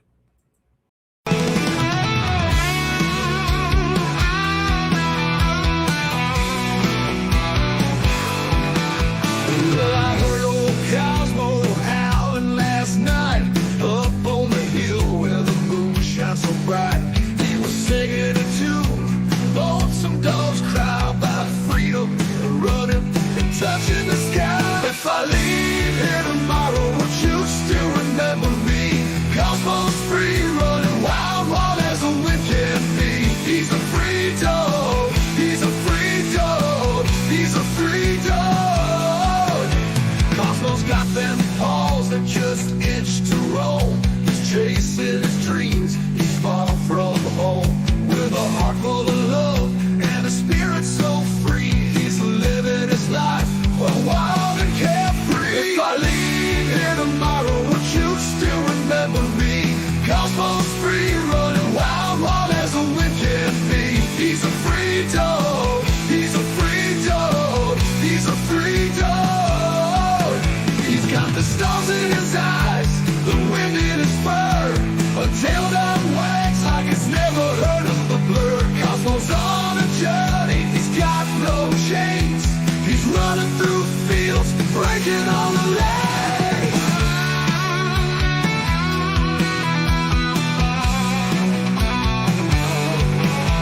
Now the night's getting cold and the sky's turning gray, but Cosmo's still out there, he's miles away. He's not looking back, he's got his path to tread. With every step, he's leaving his bed. If I leave here tomorrow, won't you still remember me? Cosmo's free, running wild, wild as the wind can be. He's a free dog, he's a free dog, he's a free dog. So if you're feeling lost, just think of Cosmo's run. Remember his spirit, his freedom, his fun. And maybe one day, when you're feeling alone, you'll find your own freedom and let your spirit go. If I leave here tomorrow, won't you still remember me? Cosmo's free, running wild, wild as the wind can be. He's a free dog, he's a free dog, he's a free dog.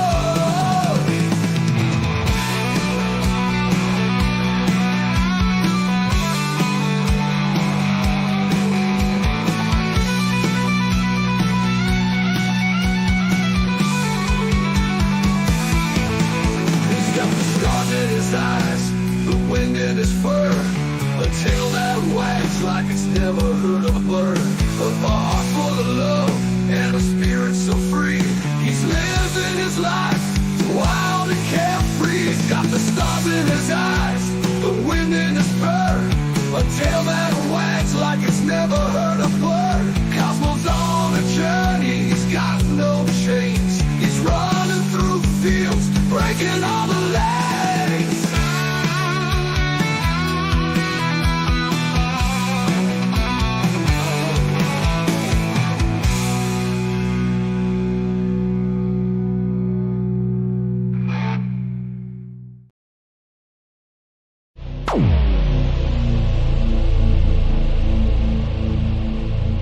This has been a Maverick Multimedia production.